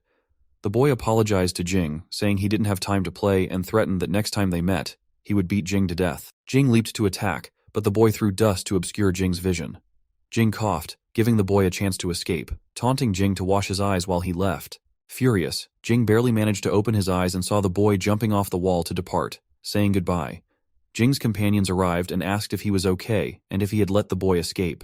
Jing, still recovering, marveled at the boy's intelligence and near-superhuman physical condition, acknowledging his excellent martial arts skills. Determined, Jing vowed to find him. Jing reassured them that he was fine, just needing to wash his face. He instructed the man to be cautious and asked if they should pursue the boy. Jing declined, noting the boy's speed would make it impossible to catch him. He then inquired about Ren's condition. The guard went to check on her and reported back that it wasn't serious. The boy had only knocked her unconscious. He advised giving her pills from the medicine cabinet upon waking, as the dosage was already written on them. The maid suggested calling the police, but Jing reasoned that the southern side was too chaotic, and involving the authorities might cause trouble for their comrades in the army and police force.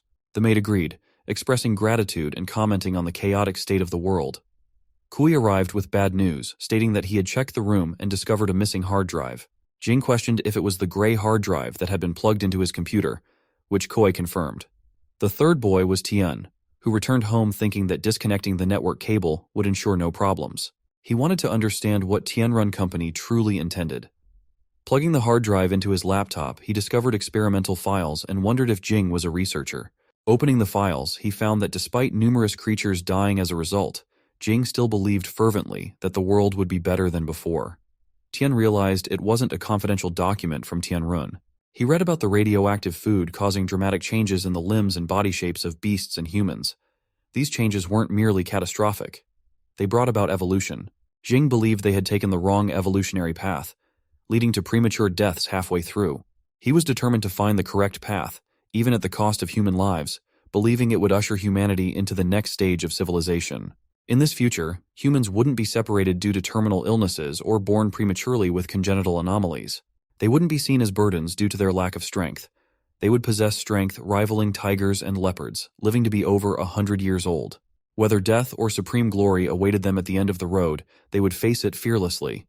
The scene shifts to Jing and Kui, who report no luck with their search. Jing speculates that the other party may have used some means to evade detection, or they might not have accessed the contents of the hard drive yet. The mother disk wasn't receiving any signals from the daughter disk at all. Kui asked if the information was important. Jing dismissed it, saying the hard drive was from the old days and difficult for outsiders to understand. Jing worried he couldn't turn back now. If his notes were discovered, they might realize he had come to the southern side for something real. Kui remarked to Jing that it seemed too coincidental they were attacked upon arriving in the southern side and identified the attacker as Number 7. Jing replied that if Number 7 truly wanted to take action against them, he wouldn't have sent such a rookie. The person had strong physical fitness but lacked refined skills. Ahead lay darkness, with an abyss behind them. There was no turning back. Meanwhile, Tian noted it was November 21st, 2025 in the Yanguang calendar. He pondered that Jing's ideas resonated with him, but the arrogance of sacrificing human lives troubled him. He wondered if they had already begun human experiments. Tian has a level 1 Bama Xian pig cub, a level 1 Windsor rabbit cub, and a level 1 Qingyan chicken cub. When he shows them to Han, she lights up and asks him where he got those cute little animals. Tian thinks she might not understand a complicated explanation, so he wonders how to explain it to her. Then he gets an idea. He tells her that he has a Doraemon treasure bag and can take out anything he wants from it. She gets really excited and asks if it's true. He assures her that it is. Tian then tells her to keep it a secret between them. She agrees. He is surprised at how quickly she understood. Then he sees Han holding the rabbit cub and playing with it. He tells her not to play around with their precious food and to put it back in the shed quickly. She is shocked to hear the rabbit is for food and begs him not to cook it because it's so cute and still so small. Tian tells her about the spicy rabbit meat. Then he talks about pork bacon burgers, Hainan chicken rice, grilled chicken legs, sautéed diced rabbit with pickled pepper, chicken pot, pork chop rice, spicy rabbit pot, and rice with pepper ginger rabbit. Han realizes she might have to become a vegetarian. She hesitates, but Tian tells her to be grateful for the hard-earned food and to eat everything without leaving any bite. He explains that forming relationships with the animals can be painful, so it's best to leave that to him. He extends his hand, and she gives the rabbit back, promising that from now on, she will eat everything without leaving a single bite. Tian is then congratulated because the plantation has produced a rare product, albino corn, so they need to harvest it as soon as possible. He wonders about this rare product and what it might be. Tian tells Han to go ahead and play while he checks out the cornfield. She agrees and leaves. Tian checks and discovers that the albino corn is a level 2 rare item, a single-use consumable. It is an extremely rare mutated product from anti-radiation corn with a probability of 1 in 100,000. Its effect is to put the user into a state of rage, increasing strength, speed, and reflexes tenfold for 30 seconds. Tian thinks about how going on a rampage with 10 times the strength for 30 seconds is just like Popeye's spinach.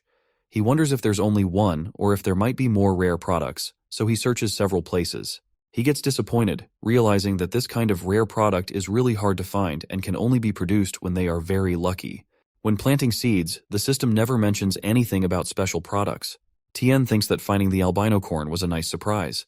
It seems necessary to do some intensive farming to increase their yield. Wouldn't that increase the chances of producing rare products from the corn? But then he realizes that this might be putting the cart before the horse. Increasing the amount planted would certainly increase the probability of producing rare products. However, it could also worsen the overall quality of the crops and might produce a large number of weak and dead plants. He decides that he has to farm honestly and not rely on shortcuts. What he needs most now are points, and rare products can be considered the icing on the cake. The scene shifts to Ren, who is resting and thinking about the thief who came to her home asking about Liang. She vows to track him down and cut him into pieces. She curses her security guards, calling them idiots for failing to capture a single man despite their numbers. The military and the police have no extra manpower to investigate, so if she wants to uncover the thief's identity, she can't use formal means. Ren remembers that she has one of his hairs, which got stuck on her clothes. It's too light to be hers, so it must belong to the thief who attacked her that night. She tries hard not to think of him, but she is determined to catch him somehow. Then she goes downstairs, telling Jing that she wants to talk to him. Jing, who is reading a book and having tea, looks up and asks if she is feeling better. She sits down, thanks him, and says that the massage techniques he taught her were really effective. She didn't feel any pain at all that day. She informs him that she has already secured a location for his research institute. It isn't far from the main area and used to be a factory. Due to sudden changes, it closed down and was sold to them at a very low price. Its location is excellent, quiet and remote, perfectly meeting Jing's requirements. Jing apologized and said that since she came to see him, he was sure there was something else she wanted to talk about. She agreed and admitted that it was a bit embarrassing. She thought Jing, being an expert in biological research, must be able to do DNA systematic comparisons. She asked if he could help her find a DNA match for a hair sample from the southern side. He replied that if she wanted to compare it to the entire southern side, it would be like finding a needle in a haystack. It would take a long time to compare around 100,000 samples, and just collecting the DNA samples from all those people would be a huge task. He then asked if the person was important. She replied that it wasn't that important, she just wanted to find the intruder who attacked her, but if it was too difficult, they could just leave it.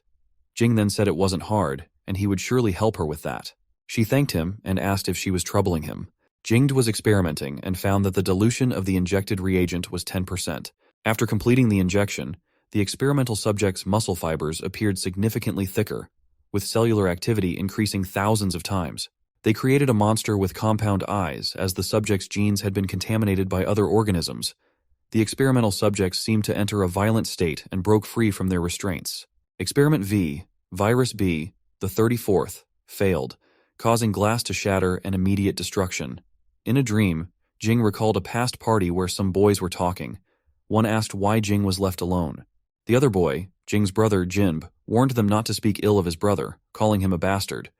They planned to tease Jing by holding his face in water, deciding to hold him tightly until he drank it all, humiliating him. Jing's brother instructed the others holding him to be gentle and leave no marks, reminding them that despite being a bastard, Jing carried the surname Bai and had to live up to their father's expectations. Others agreed, and Jing, coughing and crying, asked his brother to leave him alone. They mocked Jing, angering his brother further. Jing woke up in bed, sweating, and pleaded not to be hurt, realizing it was just a dream. Nowadays, V-shaped viruses had become more stable, and Jing believed that once he could create the perfect mutant, he would be closer to surpassing his brother. The scene shifted to Tian's house, where Han was watching the news. The report stated that it had been 19 days since the world changed, and numerous mutated livestock carcasses, over 100 in number and of unknown origin, were found piled up in Nanchi town. The epidemic department had already disposed of the remains.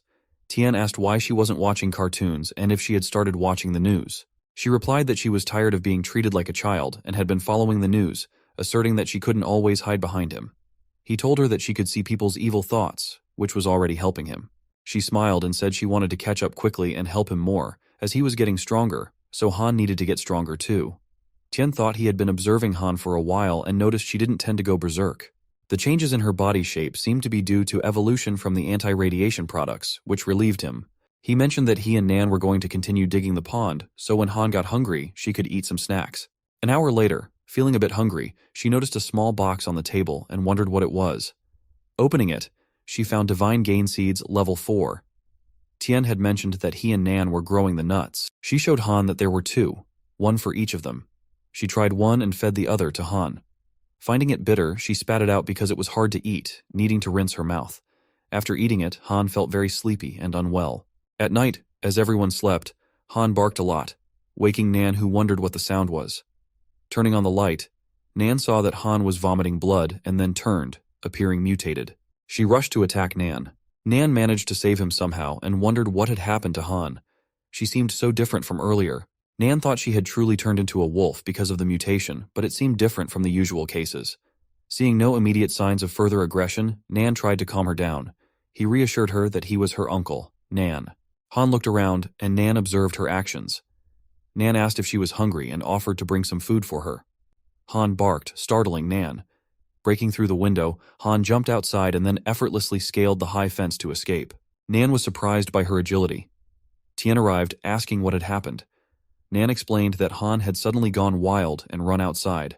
He didn't understand why Han had suddenly gone crazy, but she didn't resemble any other mutant animal he had seen, and she seemed to recognize him.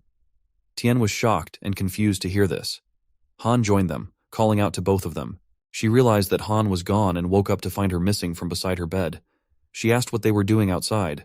Tian reassured her not to worry, suggesting that Han might have been bored from staying home for so long and might return after running around a bit.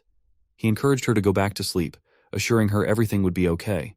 Han refused, noting that Han never left her side when she slept, and asked what Uncle Nan meant by getting crazy.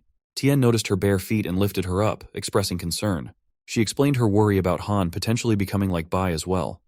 Tian advised her not to overthink it and asked if Han had eaten anything unusual recently. Han replied that they usually ate farm food and also had some of Tian's box with the growing nuts in the afternoon. Tian wondered if she meant the level 4 divine grain seeds and speculated that Han might have evolved. He questioned why she had become agitated and then asked his system if consuming the level 4 grain seeds could have side effects causing loss of control. Finding that the system wasn't responding, Tian grew concerned. Tian told Han that he would go and bring Han back, asking her to be good and return to bed with Grandpa Nan. She insisted that he had to bring Han back. Tian reassured her not to worry, promising to bring Han back safely because she was family. Han kept running and felt increasingly hot. Something was happening to her eyes. She thought about biting the throats of all living creatures but knew she couldn't harm humans, or she wouldn't be able to return to her master. A woman in an overcoat recognized Han as a sacred animal from the oracle and felt compelled to bring her back, believing it would please God. Tian searched on his bike for Han, while his patrol mosquitoes reported they hadn't found her yet. He realized Han must have left the area and needed to find her quickly. If the military police found Han, they would likely kill her. Then the woman approached Tian, having seen Han, and asked if he was looking for the black wolf dog and if she belonged to him. Tian asked if she had seen where Han went. The woman asked if he knew the truth behind the apocalypse. Confused and focused on finding Han, Tian insisted she just tell him where the dog went and that he wasn't interested in anything else. The lady explained that the disasters were punishment for humanity's sins, and the apocalypse wouldn't end until all humans were extinct. She suggested that Tian could save himself by joining their self-help society and making a sincere confession to God for a chance at survival. Tian wondered if this was some kind of new missionary scam. He then asked if there were any conditions for joining that society. She replied that their self-help society had a hierarchy of membership for all beings, with different levels requiring varying membership fees ranging from 3 to 300,000 units. The higher the level, the closer one was believed to be to God and the greater the chance of salvation. However, since Tian was the master of the sacred animals, she suggested he could simply bring that animal to join the club. Tian retorted that she should study more about brainwashing and deception before trying to deceive people. Offended, she asked how he dared to disrespect God. Tian shrugged it off, stating he had no time to entertain her, and questioned if salvation could be achieved through piety, asserting that it was up to individuals to save themselves. With that, he walked away. As Tian left, she commented that those who didn't believe in God would suffer eternal damnation in hell, considering him the lowest of the low. Hei was reminded of the past when Tian was standing on the side of the road, smoking next to Hei's car. Suddenly, he heard a noise and went to investigate, finding a dog lying there with blood around it. Tian thought it might have been hit by a car while crossing the road. Nearby, he saw a very cute and small dog next to the dead one. Tian picked up the small dog and couldn't believe it was still alive. It seemed the dead dog was the small one's mother and had been dead for a few days, yet the small dog was surprisingly resilient. He took the adorable puppy in his hand and remarked that there were many people who had lost their parents, just like this puppy. Hei interrupted his thoughts as the puppy bit a man's leg, causing the man to scream. Some men were nearby with equipment. One of them suggested shaking things up, saying Xiao Wu wouldn't be able to hold on much longer. Jing arrived and asked how the mutated beasts got in. The man explained that Xiao Wu had become addicted to smoking and had gone into the woods to smoke. He flicked his cigarette butt at the beast, causing it to become violent and attack him. Jing asked how they dared to let such a thing happen. The man replied that the beast wasn't hiding in the bushes and Xiao Wu hadn't noticed it until later. They had already contacted the military police to handle the situation. Jing asked him to repeat himself, questioning if they were saying the mutant was lurking in the bushes. The man confirmed this. Jing thought that low-level mutant beasts would simply wander around aimlessly, following the heat of living creatures, indicating this might be a high-level mutant beast. Moreover, the mutant only bit the security guard's leg without killing him, suggesting it knew the danger of guns and was trying to use the guards as a shield, which was terrifyingly clever. If they captured and studied it, they might be able to break through the instability of the V-virus. This was the perfect mutant beast Jing had been looking for. Jing ordered them to gather all available men and capture the mutant beast alive before the military police arrived. They were to be equipped with tranquilizer guns and sedatives, emphasizing that the beast had to be captured alive. Jing distributed guns to everyone and cautioned them to be careful, aiming for the limbs.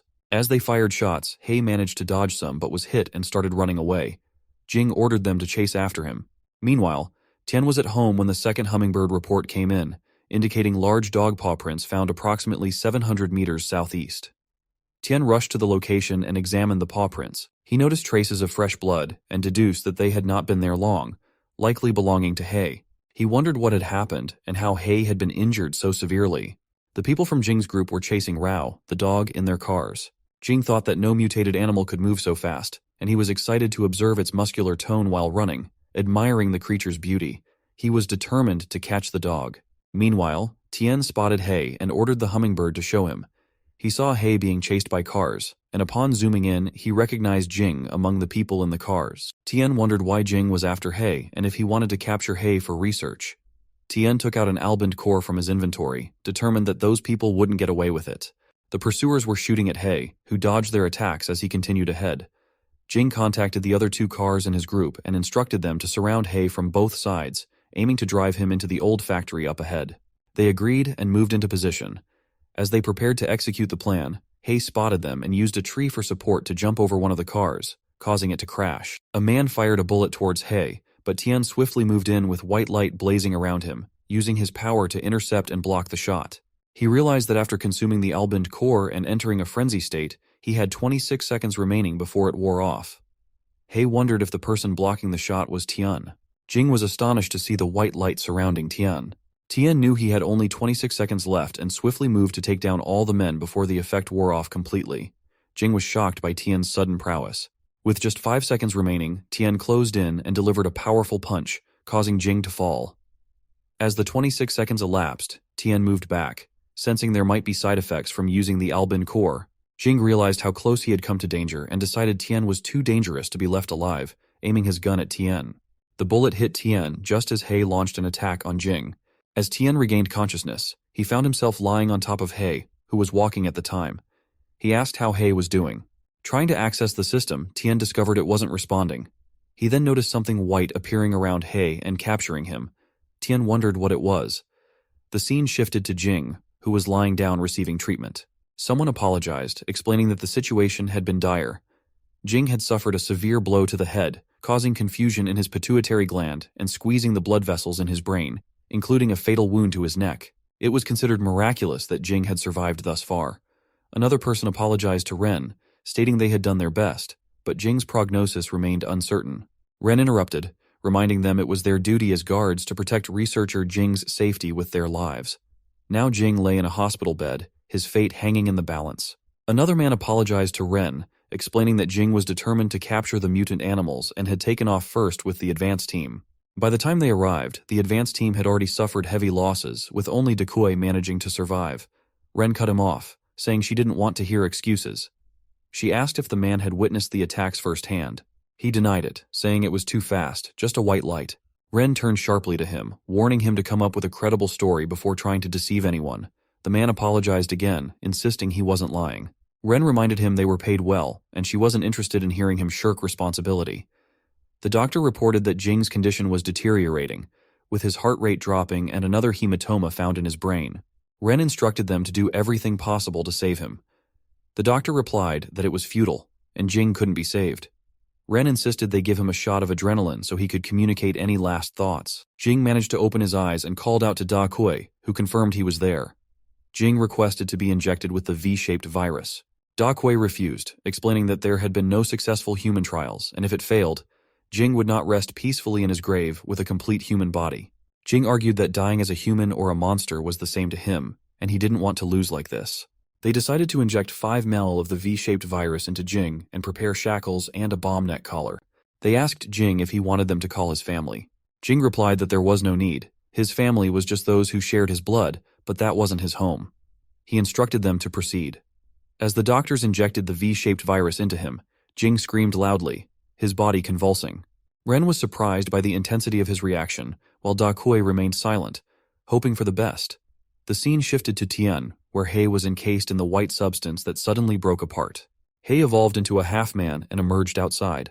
Tian wonders where He is. He taps Tian on the shoulder. The scene shifts to Han and Nan. Nan tells Han to go to bed and not wait for Tian. He mentions that He couldn't have gone far, and Tian will bring him back soon. It would be bad if she caught a cold in such cold weather. She replied that she wouldn't catch a cold because she was healthy and would wait for Tian to come back. She asks Grandpa Nan to hold her hand because it was warm. As he holds it, he finds it really warm and is amazed at how much a person's health can improve by eating food from the farm. She tells him she's an evolved superwoman. Nan takes her to sit on his lap, saying he'll accompany her while they wait for Tian. As they wait, morning comes, and they both fall asleep sitting like that. Han hears a sound, rushes outside, calls for Tian, and asks if he found He. She then sees He carrying Tian and asks him what happened to Tian. Tian replied that he had brought He back. Nan arrived and was surprised by this. Then Tian helped He put on normal human clothes. As Han looked at He from all sides, she commented that He had changed a lot. The fur was so thick, but He still had the familiar blue color. He lifted her to sit on his shoulder, thinking Han was still so naughty. Tian learned that He was a Czech wolf dog with human genes, genetically evolved with potentially unlimited data improvement. Tian understood that He had lost control previously due to atavistic genes, causing him to go berserk, which is why he had escaped to avoid hurting them. Integrating human genetics could have occurred during that time. As Tian was injured, Nan brought the medicine box. Tian asked to sterilize the knife and then dig out the bullet. Nan gave it to him and asked if Tian was going to dig it out directly and what if it got infected. Tian told him to just leave everything. Tian dug out the bullet and considered retrieving ancient-grade medicinal carrots. He produced a carrot in his hand, shocking Nan with its sudden appearance. Tian ate it, and Nan wondered if it was a miracle cure. The wound on Tian's shoulder healed and his broken bone restored, leaving only pain behind. Tian thought about how genetic cells in all living creatures constantly replace and divide on the plateau. Old cells die, and new ones replace them to sustain life. During this process of division and replication, cells are mostly stable and faithfully replicate all elements of the old cell. However, under certain conditions, stability may be disrupted, and a new generation of cells may suddenly appear at a site, replacing the original generation. This is known as a genetic mutation. Genetic mutations are categorized into 2 outcomes. The first being beneficial development. like Tian, Han, and He, which allows their bodies to gain new and advantageous functions in addition to their original functions. Tian considered this as evolution. The second outcome was bad development, like many mutated animals in the world currently. They have terrifyingly strong limbs and great strength, but their genes contain fatal flaws. Even if they are lucky enough to regain their senses, they won't live long. That's just the harsh reality of survival. The scene shifts to Jing waking up and wondering if he survived. Others said it was a miracle, as no human had ever remained conscious after being injected with the V virus. Jing's survival at that time meant their experiment would move to the next stage, and he was congratulated for it. Jing explained that it wasn't simple. Even though he survived, it didn't mean that the V-shaped virus mutated him perfectly. His mutation still failed, and while he had greater strength and speed compared to normal, his body structure was still altered for the worse. At most, he had 7 days to live if he couldn't find a perfectly mutated creature and obtain its DNA by the second day. He was still facing death. Tian prepared himself, his upper body ribs forming a protective structure on his back. Daquei arrived and informed them that a detective from the Southern Military Police Bureau was present. He questioned whether it would be appropriate for them to investigate the intruder and alert the military. Jing responded by stating his proficiency in boxing, Muay Thai, Sambo, grappling, Sanshou, and several other deadly martial arts. He also possessed a 65-kilo Golden Dragon badge from the Federal Sanshou Association. His reflexes and physical fitness were more than 2.8 times that of an average adult. In other words, he could already be considered one of the strongest people in the world, and there were few who could defeat him head-on. However, the person who attacked him couldn't be considered human at all. His power source was similar to that of the perfect mutant wolf dog, indicating he might also be a perfect mutant. Perhaps their perfect mutations originated from the same source, which could explain why he came to rescue the wolf dog. That person's movements reminded Jing of the other guy from before. Daquei asked if Jing suspected that those two were the same person, but wondered if it was wise to reveal their hard-earned research results. Jing replied that he knew what he was doing. The V virus hadn't allowed him to achieve perfect evolution yet, but if that information could lead him to the perfect mutant, he could afford to take the risk. After all, he didn't have much time left. He then went to meet Detective Yuan and apologized for keeping her waiting, hoping his appearance didn't frighten her. She reassured him it didn't and asked if what he had to tell the military would be of interest to her. He excused himself and unbuttoned his shirt to reveal the changes in his body, explaining he was in a state that would normally be impossible to survive. The additional bone spurs continued to grow as his body developed, and if his heart were pierced, that would be the end for him. Time was running out, and in exchange, he expected her full assistance in finding that person as soon as possible. She agreed, expressing pleasure in working with them. The scene shifts to Tian sitting on his farm, where he purchased 19 divine-level powerful seeds. He considered the level 4 divine-level powerful seed category, such as the cherry tomato. Its soil requirements included fertile, high-quality land, with daily irrigation using pure water. The growth cycle spanned 18 days with a survival rate of 18%. Its effects included promoting genetic fission, enhancing beneficial genetic development, preventing negative genetic developments, and promoting evolution. Tian explained that in other words, the primary focus of level 4 seeds was to promote evolution, which he saw as the key to a new era for mankind. He wondered if, in the future, humans could become gods with such advancements. Would he be the god who created the gods? He found the planting conditions to be harsh, realizing he needed to spend a lot of points to level up the land. Despite its expense, he proceeded with the purchase. He spent 95,000 points to purchase 19 good land upgrade coupons, leaving him with 5,680,000 points. Now, 19 ordinary lands had been upgraded to good land. He noted the nutrient-rich black soil, capable of growing crops above level 4 and boosting yields for crops below level 3. Aware that there wasn't much time left before the second wave of the destruction season arrived, he considered growth agents, which were also costly. He purchased 12 growth agents, knowing their limited effectiveness in promoting the ripening of level 4 crops. He planned to add more agricultural robots to speed up planting and still needed to save points to buy ordinary seeds to upgrade his farm. All the small robots were busy farming, and Tian knew he had to do his best to harvest as many ripe crops as possible before the second wave of the destruction season arrived. The scene shifts to the city, where two men in white coats covering their heads enter a building. The first man asks the second if it would be possible for someone as humble as Immaculate Eagle to meet the Holy Lord as a human being. The second man replies that the first man needs to tell the Holy Lord what he saw, and the Holy Lord will pass judgment. Despite not attracting the required number of believers that week, if the information is true, they could still receive gifts from the Holy Lord. The first man remarks how wonderful this is and thanks him, noting that his family could survive another month. Only those who devoutly worship the Holy Lord can survive in the apocalypse. They continue walking and talking, arriving at a hall where the first man informs the Holy Lord that the pure sheep sent a letter stating that a new holy beast has been discovered. They notice two individuals already present in the hall, one of whom asks the man in the coat to elaborate on the news. He then clapped and said that it was good, and it would make the Holy Lord even more powerful. The man in the coat congratulated the Holy Lord, saying that with the nourishment of the new holy beast, the Holy Lord would soon complete his emergence. He asked if he could inspect the recent arrivals. The man next to him agreed, mentioning that the Holy Lord had grown tired of eating small desserts, and all they needed to do was bring back the sacred beast and sacrifice it to the Holy Lord after his emergence. Behind them, a voice from a hooded figure spoke, saying he wanted something. A man replied that he understood and thanked the Lord for his kindness. The figure insisted again that he wanted to eat the wolf cubs. The scene shifts to Tian, who was watching the news. A lady anchor reports breaking news of a train accident on a mountain highway in the southern suburbs. A private car plunged about 100 meters down a cliff on a mountain road bend, rolled over, and exploded. Yang verified that there were 3 people in the car, 2 adults and a child.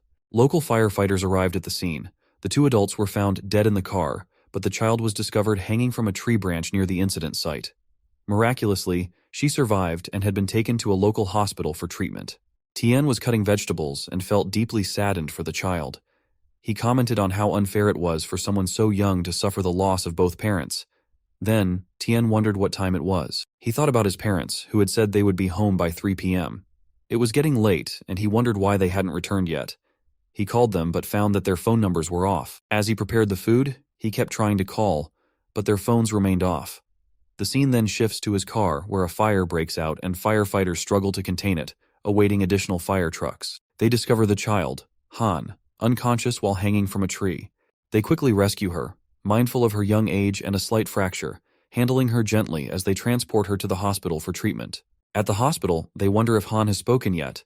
Being so young, she likely doesn't remember the incident clearly and may have been traumatized. One nurse speculates about her family, while another mentions checking with the local authorities and discovering that Han was an orphan adopted just 2 days ago. Another nurse expresses surprise, questioning if her adoptive parents were among the deceased and remarking on the unfortunate circumstances. A colleague suggests halting the discussion, noting irregularities in the adoption process and the informal nature of the orphanage from which Han was taken without proper procedures. One nurse asked another if the police had notified the deceased's family. The second nurse replied affirmatively, stating that the family had been informed and would soon arrive. Yuan arrived and asked where the morgue was located. The nurse inquired if she had come to claim the bodies. Yuan, accompanied by Tian, requested the nurse to guide them. The nurse agreed and led them to view the 2 deceased bodies. Yuan asked Tian to accept her condolences. He clarified that they weren't his parents, and there must have been a mistake because only the 2 of them had gone out. He questioned where the child had come from. Yuan apologized, expressing understanding of his feelings and suggesting a DNA test to confirm. Tian agreed, stating that his parents must have simply disappeared. Yuan asked him to wait outside until the results were available. While Tian waited outside, Han approached and apologized, feeling responsible because if she hadn't sought help from her aunt when the dean hit her, her uncle and aunt wouldn't have taken her in, and none of this would have happened.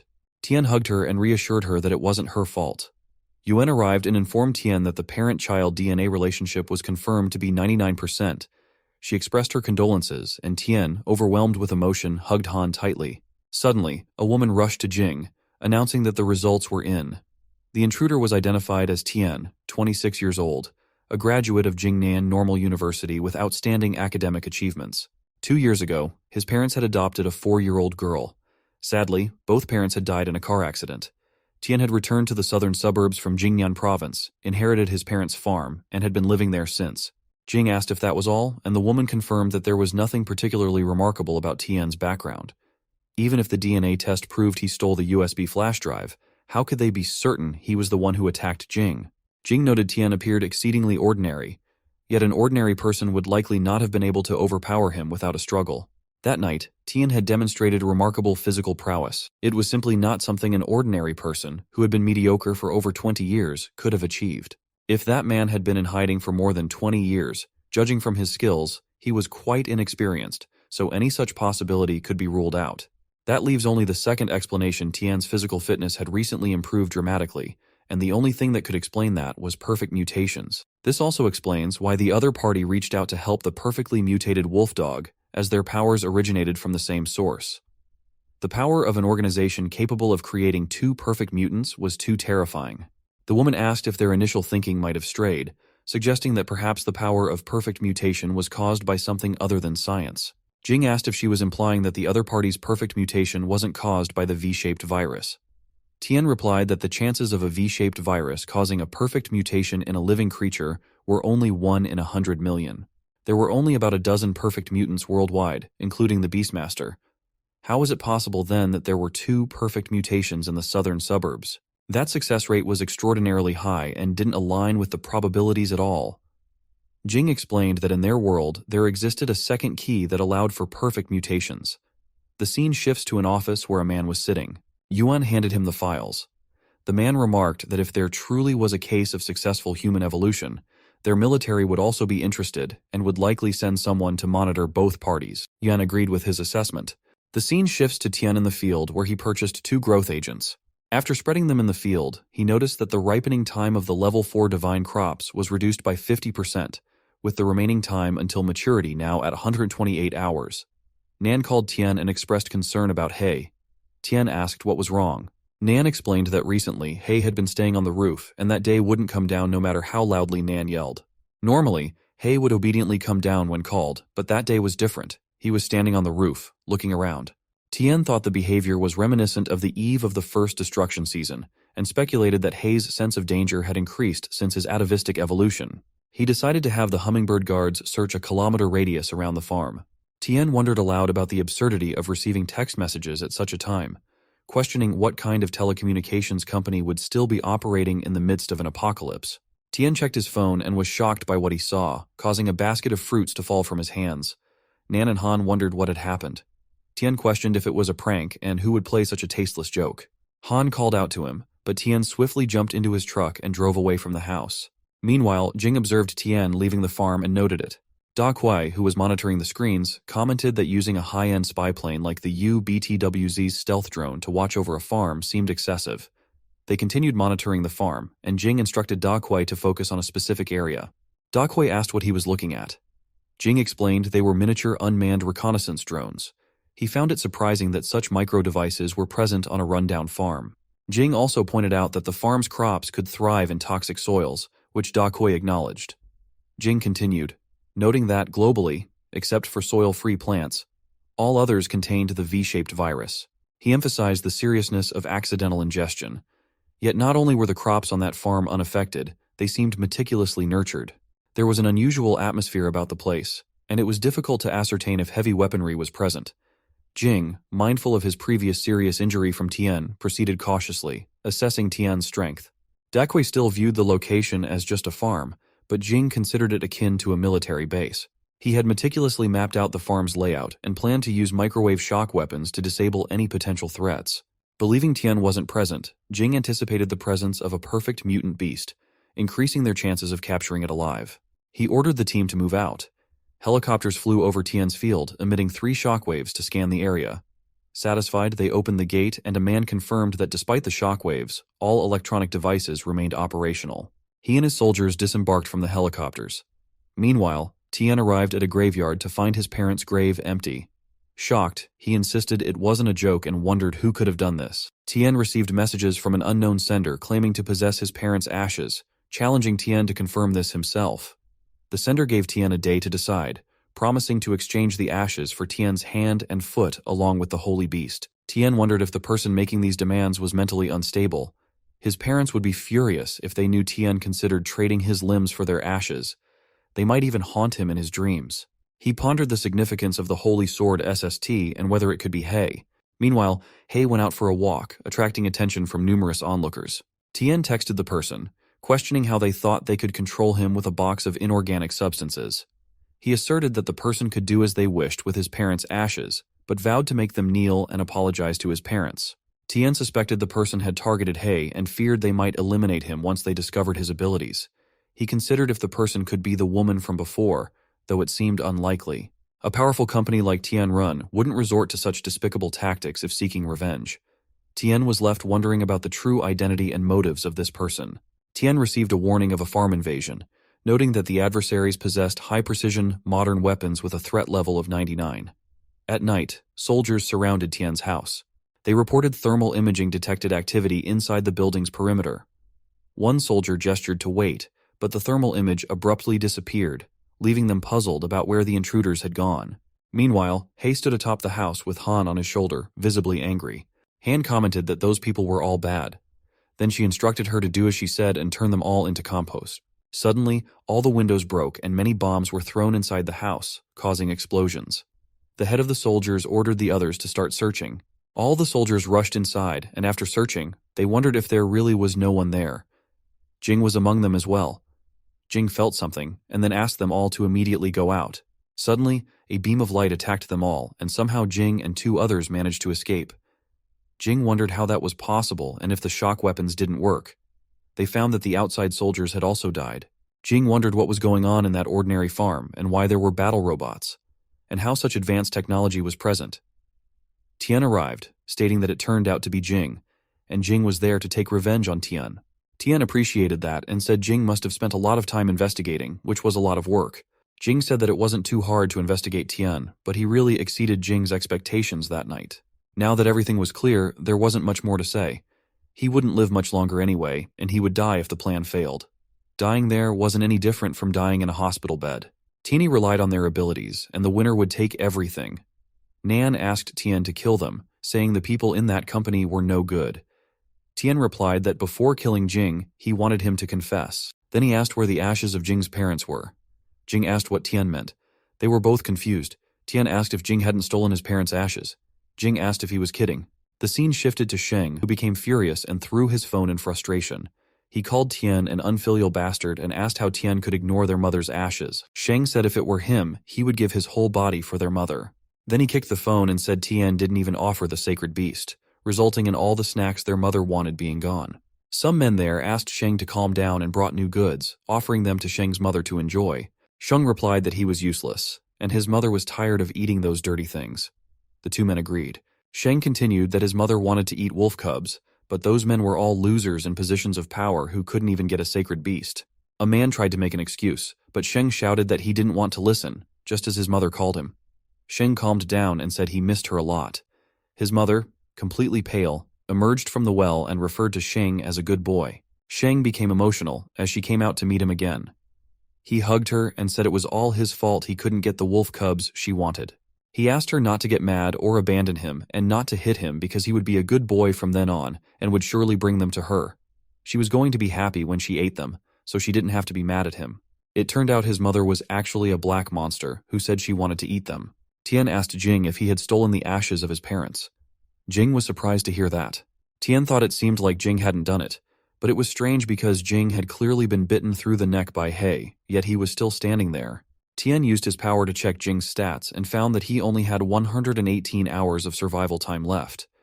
The evaluation showed signs of evil, and Jing had used the power of evil evolution to save himself from dying. If he couldn't activate the evil mutant gene fusion in his brother within 118 hours, he would be dragged to hell by the same power that saved his life. Tian thought it seemed like the radiation from the plants had triggered the evolution failure, but due to He's perfect mutant genes and their fusion, Jing's life had been temporarily saved. Tian then understood that Jing wanted to acquire He's perfect mutant genes. Tian said that even if Jing hadn't stolen the ashes, his intentions wouldn't benefit Tian, and he couldn't let Jing leave there. The robots aimed at Jing to shoot. Jing asked them to wait, and suggested that since the ashes of his parents were important to Tian, maybe Jing could help him retrieve them. He emphasized that there was no irreconcilable hatred between them, and proposed turning their conflict into a deal based on evolutionary genetics and self-preservation. Tian ordered his robots to stop. Jing suggested they could exchange resources. Tian asked if Jing could help him find the ashes. Jing replied that he had a vast network of connections, resources, and technology. If Tian wanted to find someone in the southern side, it would be much faster with Jing's assistance than if Tian did it alone. Tian replied that if Jing wished to obtain the evolutionary genetics, that bargaining chip alone might be enough. Even without Jing's help, Tian believed he would eventually locate that person. However, Tian noticed that Jing was emphasizing his connections with Nectar rather than Tianrun, so he asked about Jing's connection with Tianrun. Jing replied that he wasn't a member of Tianrun. He stood independently and had no allegiance to any party's interests. He held no enmity toward Tian, whether for killing Liang, invading the villa, or attacking Rin, all of which were unrelated to Jing. As long as Jing could get what he needed, that was sufficient. In other words, Tian would be a tool for Jing's purposes. Tian commented that it seemed interesting, but Nan wasn't happy about it. Jing approached Tian, suggesting Tian could have the handy rooms, and Jing would get the evolutionary genetics to save his life. A win-win situation. He extended his hand for a handshake, but Tian didn't reciprocate. Instead, Tian crossed in front of Jing and instructed Jing's men to squat in the corner with their hands on their heads, then asked Jing to follow him. Tian led him inside to meet He. Han used her eye skill and noticed a green aura around Jing, signaling to Tian that everything was good. Tian reassured Jing not to be nervous, explaining that this was the gene Jing wanted. Shocked, Jing asked if this was the perfect mutant, questioning how it had come to be like that. Tian replied that if he guessed correctly, He had merged with a human gene during his perfect mutation process, and the human whose genes He acquired was Jing. Based on Jing's genetic fitness, his genes should be able to prevent his evil evolution. Jing was delighted to see the perfect mutant, noting that even the high-ranking mutant beast kings on the southern border who had merged with human genes typically became mindless monsters driven by frantic instincts to feed. However, this one not only had self-awareness, but also followed human commands. Jing believed that as long as he could decipher its genetic secrets and mass-produce it, they could achieve great things. Tian intervened and stated that it was settled. Now it was time for Jing to fulfill their agreement. He showed Jing a number and asked for help tracking it, requesting all call records made to that number and the signal locations over the last 10 days. Tian wanted to see what information Jing could gather, expressing satisfaction with his choice of tools. Jing replied that it was easier said than done. He needed a blood sample and had less than 5 days to figure out the key. Tian remarked that Jing didn't yet have the leverage to negotiate terms with him, so Jing needed to work hard and locate the person as quickly as possible. Jing agreed. Sometime later, a helicopter arrived over Tian's house and landed. A man emerged and approached Jing, questioning why Jing hadn't come to find him at his base instead of calling him there. The man didn't want to be outside. Jing showed him the chat, and the man asked if that was all they had to say after he arrived. Jing replied, telling him not to be too clever and to check the signal of that number. Furthermore, Jing asked him to find the circuits in Tian's house as an apology for using the shock weapons. Tian thought that the man seemed adept at this. Lan pulled out his system and informed Jing that he wasn't the boss, but merely an old man. Tian asked Jing if Lan was truly reliable. Jing replied that Lan was the best with technology. Lan began his work. Tian then asked Jing how he had become a mutant and transformed into such an inhuman, ghostly form, suggesting it was akin to entering the era of gods. Jing responded that it was expected Tian had accessed the contents of his USB flash drive. He admitted Tian was superior in that aspect of human advancement. 10 days after the world changed, Jing's team extracted the V virus from a radioactive planet. This virus was the source of mutations in those who consumed it. Through his experiments, Jing discovered that the V-shaped virus caused biological cells to divide rapidly and greatly increased the likelihood of evil mutations, ultimately creating deformed, short-lived monsters driven solely by their need to feed. Jing believed he might gain inspiration from He's genes in his research. Tian remarked, so these conclusions were based on extensive human experiments with that virus. Jing replied that he didn't consider what he did to be cruel, pointing out that countless data on human biology throughout history had been derived from cold human experiments. Moreover, before he joined Tianrun, they had already conducted inhumane experiments under Liang's instructions. Rather than clinging to life half-dead, it was better to let their experimental subjects fulfill their purpose and maximize their value. Jing added that he wouldn't mind being a guinea pig for a while before he died. Even as a failure, he represented valuable data. Tian commented that it was truly insane. Jing laughed and said that biological and scientific progress had often been achieved by stepping on the bones of countless people. In such an apocalyptic future, this was unlikely to change. Lan receives the information and then sends it to Tian. Tian receives the information on his phone and, being confused, tells Lan that he didn't give his email address to him yet. Lan becomes frustrated and asks how long they have been living together. With only a photo of Tian, Lan digs up all his information in just 10 minutes. Lan adds that he overheard the two discussing his current skills and warns that if they question his skills again, he will hack their cameras and broadcast them both taking a bath. Tian is bewildered by this threat. Jing reveals that despite Lan being a loudmouth, he still adheres to professional ethics. Jing warns Lan that if he continues to gossip, his payment will be reduced. Lan becomes worried and promises to be quiet. The scene shifts to a scary castle where two guards in white coats are standing guard with their guns loaded. One of them yawns and notices a mosquito in front of his eyes, which turns out to be a hummingbird from Tian. He wonders when moths became so big in such cold weather. Tian warns him to be cautious, noting that the hummingbird wasn't poisonous, but mentioning the abundance of mutated animals nowadays. He speculates that the hummingbird might be a mutated creature or something similar. Just as Tian's hummingbird spy strikes one man on the head, the other guard is shocked and bewildered by the sudden attack. Then Tian takes a shot, rendering both men unconscious with shots to their foreheads.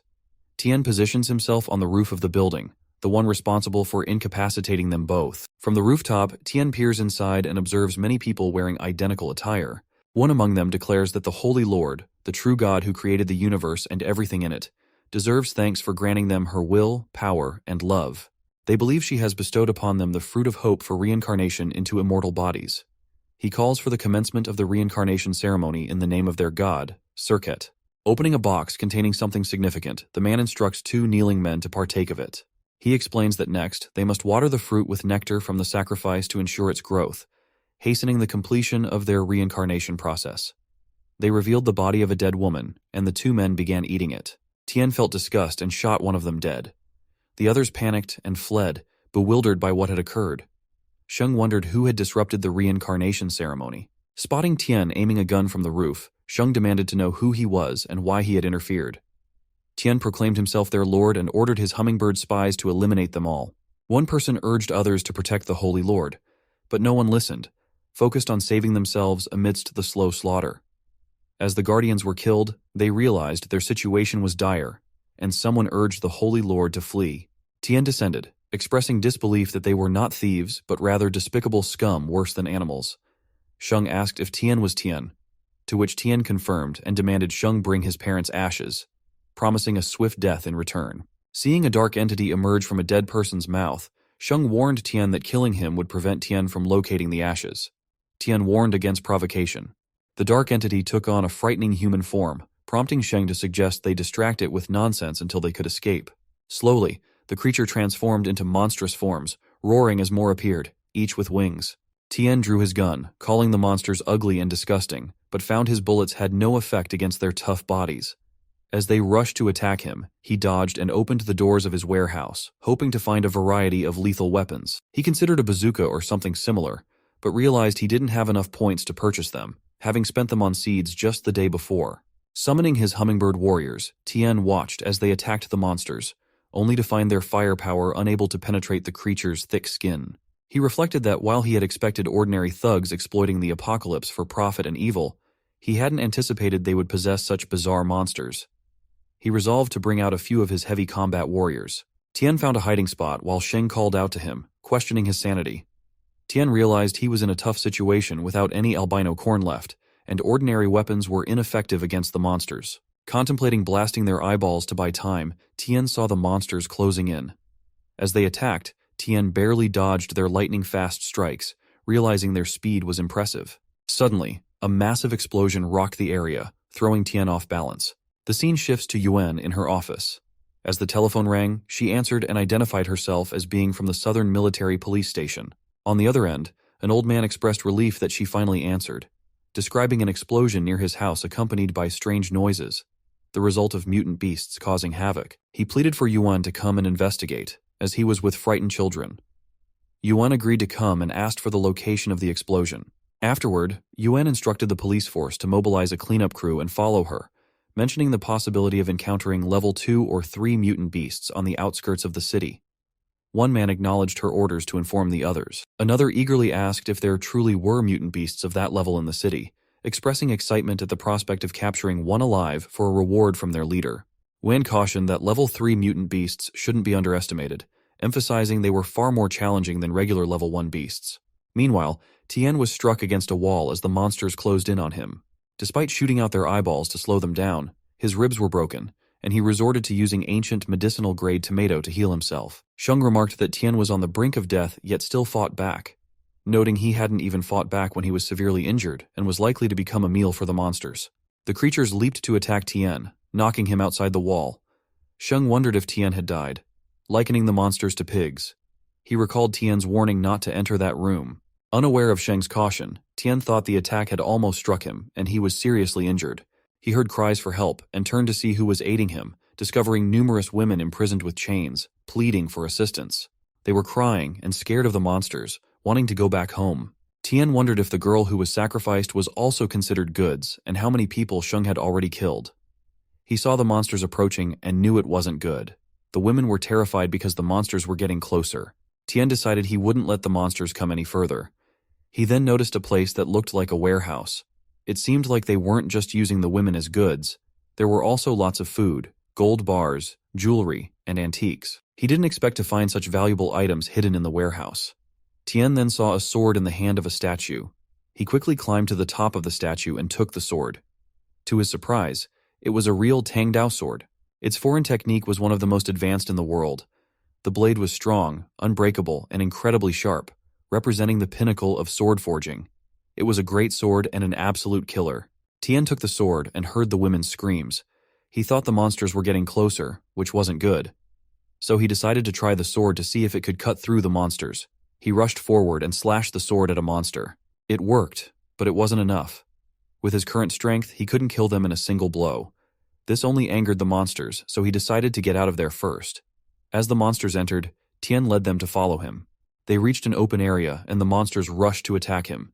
He took out his sword and slashed at a monster. One monster used its tail to attack Tian, slamming him against the wall. Tian freed himself and realized it was hard to cause them fatal damage by attacking the surface. Dragging the fight out was a disadvantage, so he needed to start with their weak points. One monster attacked Tian, and he thought about its weak points. Then, he slashed the sword at the monster's head and finally managed to kill it. Then Tian saw the next monster. On the other side, Shang inspected his precious collection, thinking about how his brothers would tear Tian into pieces, leaving not even a scrap of bone. Just then, Tian arrived and pointed his sword at Shang. Shang said it was all over, wondering how it was possible. The outer shell of the working ants was impenetrable to bullets, and he couldn't believe Tian had killed them. Shang warned that if Tian messed with his superiors, they wouldn't let him go. Tian replied that if he could kill monsters, he wasn't afraid of Shang's superiors. Saying go to hell, Tian prepared to slash Shang with his sword. But then, someone yelled for him to stop. Tian saw Yuan arrive with a gun and ask him to put his sword down. Shang acted innocent, pleading for help and claiming that Tian was trying to kill him, urging the police to shoot Tian. Tian insisted that the police should point the gun at Shang, not him. Yuan asked what he meant, and Tian told her to look around. She saw women tied in chains, looking terrified. A police officer informed Yuan that some of these women were reported missing before, and he recognized them from the photos. There was no mistake. Yuan was shocked to hear this. She also saw the supplies and wondered what was going on. Another officer told Yuan that there was a major case a female body had been found in the main hall in a grotesque manner. Several cult members were shot dead, and there were also 2 corpses of mutated beasts in the side hall. Yuan then ordered everyone to stay calm, assuring them that everything was under control. She told them to notify the bureau and the hospital, as well as some cooperative units, and to get all their spare hands to come and support. Shang was arrested, and as the police took him away, he taunted Tian, asking what he could do now. Tian felt angry but calmed himself and took his sword back. Yuan recognized Tian and asked if he remembered her. Nervously, he asked who she was. She reminded him about the accident 3 years ago when they both went to identify bodies. He agreed, recalling that there was a female officer with him and appreciated her good memory. He remarked that it seemed she guessed what he was up to when she stopped him. She replied that, although his actions were understandable, he couldn't act rashly. She introduced herself and explained that Tian's DNA from the car accident 3 years ago led them to him. She asked him to stay calm and listen to her words. She mentioned that Sheng's situation wasn't over yet and that the police wouldn't kill Sheng. She acknowledged Tian's extraordinary strength, saying that even though there were many of them, they wouldn't be able to stop Tian from killing Sheng. However, she emphasized that the Yanhuang Federation was still under the control of the military police and the parliament. She continued, explaining that this wasn't the place for vigilante justice, and asked him to trust the military police. They wouldn't spare any guilty person. It was their duty. She asked him to cooperate with their investigation and tell them what he knew. When he agreed, she thanked him for his cooperation. After that, ambulances, more police, and civilians whose daughters or wives were missing arrived. The rescued girls came outside wearing white cloths. The injured ones were taken to the hospital, while those who were unharmed reunited with their families, leading to emotional scenes. As Yuan was escorting Tian, a policeman asked what he should write in the records for the deceased. She replied to state that during the arrest, they encountered fierce resistance, so they were forced to fight back, resulting in serious injuries and deaths on the other side. The officer agreed. Yuan then told Tian, "Let's go." As Tian walked away, he saw a dead body being taken away, its hand visible outside the stretcher's curtain. A girl with her mother approached to thank Tian, calling him a savior. She said that if it weren't for the noise he made, which attracted the military police, they might have all been sold as toys to the rich and powerful and eventually sacrificed. She thanked him again. Tian wondered about the mention of toys. Yuan asked the girl if she knew anything more. The girl replied that she used to be a member of a self-help society, but they lied to her, saying it was just a mutual aid society. They claimed that by bringing people in, they could buy food at low prices, but after a while, she discovered their true purpose and tried to escape. They found her and locked her up. Before she was captured, she saw the location of their transaction ledger. Yuan asked her to explain in detail. They had a long conversation about it. Meanwhile, two people were watching from a distance. One of them remarked that the Holy Lord controls all, then instructed the driver to leave. After everything, Tian was sent to live in a room. He told the officer that most things were sorted out, so he asked if he could leave since he still had things to do at home. Out of the window, Yuan and an officer were watching over Tian. Yuan said she didn't agree with the way the situation was being handled. The officer responded that, since ancient times, merits and demerits have been irreconcilable. Even if Tian had done good deeds, it couldn't cover up the fact that he committed a crime. He was just a citizen and didn't have the authority to take the law into his own hands and judge or kill others. Yuan agreed, saying he had no right to do so, but added that was only true if they found the missing girls before he did, and if the higher-ups had issued an order for his detention. The officer said they were waiting for a response from the city council, but it was unlikely the higher-ups would tolerate the presence of a dangerous man like Tian. Yuan mentioned that nowadays, the world had changed, and both the military and the police were severely understaffed. She added that it's difficult to predict the future of law enforcement. Even though the higher-ups hadn't responded yet, the man was rushing to convict Tian. To put it bluntly, she suggested he must be panicking about his dereliction of duty. Therefore, she prepared to send Tian's evidence of law violations directly to the leader's desk the moment they received a reply from the higher-ups. She emphasized that this would make it easier for him to do his job. She questioned whether such lenient treatment would truly bring justice to the girls who were killed and trafficked, expressing doubt. Chen became angry and told Yuan to watch her mouth. He asserted that he didn't care about her background. He was the sheriff and she was his subordinate. He ordered her to detain the suspect and keep him under guard. Just then, someone approached Chen and asked what he was doing. Chen was startled because the person who approached was his superior. Respectfully, Chen asked why he was there. The man who arrived was Chief Inspector Zhen from the Military Police Department of Handing Province, accompanied by Senior Police Officer Yi. Zhen remarked to Yang that Chen had been well taught, becoming more promising, though he wasn't adept at catching criminals but seemed good at making enemies. Chen explained he was following orders from higher-ups. Zhen inquired whether it was Yang or Dong giving those orders. He then instructed Chen to stay put and recite the police rules 20 times. Addressing Yuan, Zhen mentioned that Bureau had briefed him over the phone about the situation and asked her to take him to Tian. She agreed and informed him that Tian was in Cubicle 03, inviting him to follow her. When they approached Tian, who was sitting silently, Zhen asked if he was indeed Tian. Tian stood up and confirmed his identity. Zhen introduced himself as Chief Inspector Zhen from the Provincial Department of Handing. Tian wondered about this development, and Zhen, remaining seated, remarked that if a case required a senior official like himself to personally interrogate Tian, it indicated that Tian wouldn't easily get out of this situation. Zhen chuckled and reassured Tian not to be nervous, explaining that he had come with a file he wanted Tian to see. He believed Tian would be curious about the changes in the two mutated beasts. Showing the file, he said the information was specifically brought for Tian's attention. He handed the file to Tian, who asked why him. Zhen replied that it was meant for people like Tian, those who understood such matters. The file detailed a mutated beast discovered in the Karangma Mountains by a patrol officer 5 days earlier. When they surrounded it, they found it feeding on humans. Later, they discovered human faces on its back, indicating it was growing more intelligent, sometimes even outmaneuvering their troops. Zhen asked if Tian understood the implications. Examining the photos, Tian noted that the monster's intelligence and behavior were increasingly human-like. He wondered if their genetic barriers had been unlocked.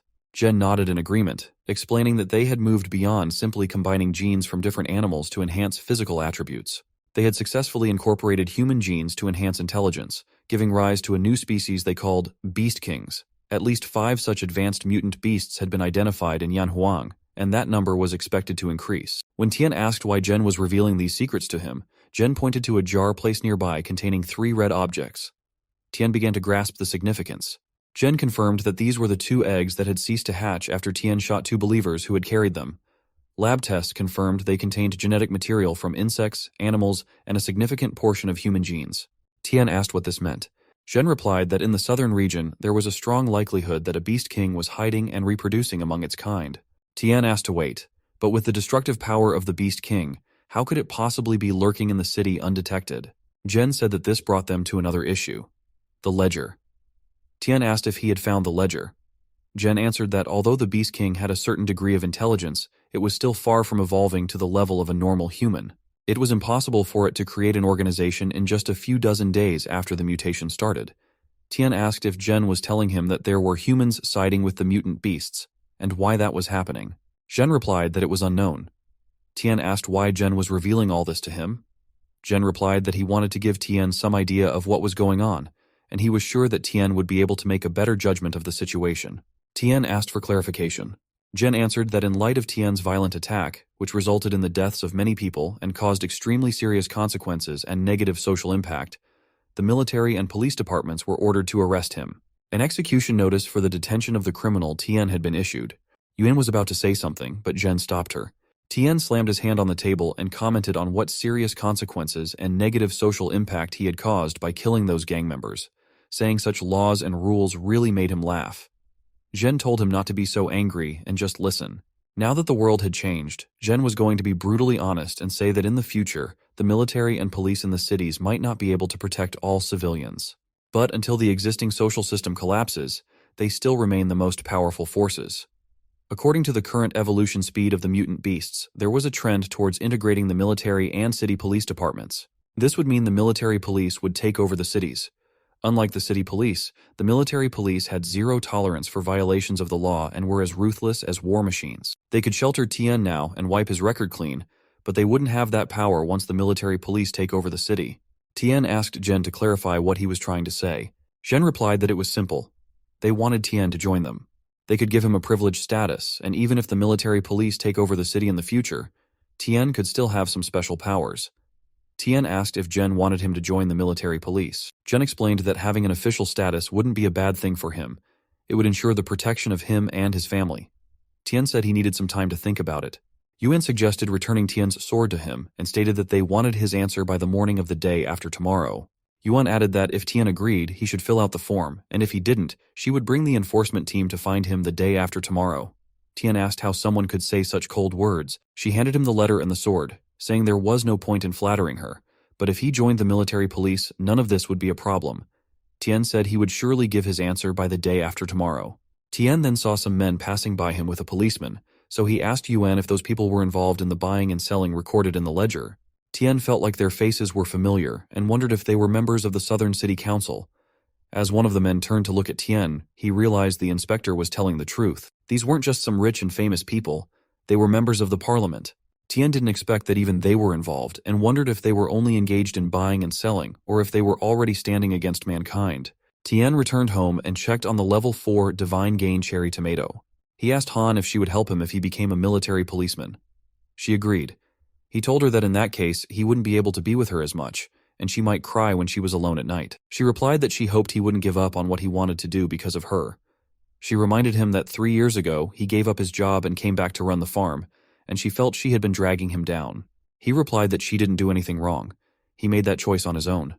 As he moved his hand over her head, she said she didn't want to be protected by him all the time and wanted to grow up fast as well. She continued that no matter what choice he made, she would surely support him. She had Hei and Grandpa Nan to take care of her as well, so she wouldn't be afraid. He commented that she had really grown up and that he would now leave her in charge of spreading the growth potion on the Divine Gain cherry tomatoes, adding jokingly that there should be no slacking off to watch cartoons. The scene shifts to the prison, where a man approached Shang's cell. Shang kept smiling the entire time. The man passed a small seed-like object into Shang's cell. Shang picked it up and ate it. The scene shifts to Tian, where they take blood from Hei and give it to Lan. Tian said that it was as he promised. Lan asked if this was the perfect mutant beast, noting that unlike the Beast Kings, this one didn't have huge changes in its limbs and vital signs, and didn't look that powerful.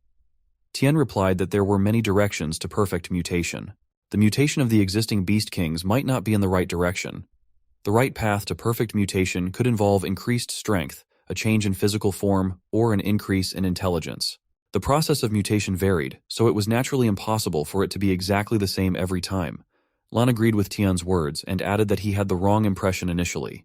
Each organism had a different genetic makeup, so the same perfect mutant gene might produce different results in different organisms. Then Tian asked how Jing was doing. Lan replied that Tian had destroyed a cult, and Jing was in jail for a while.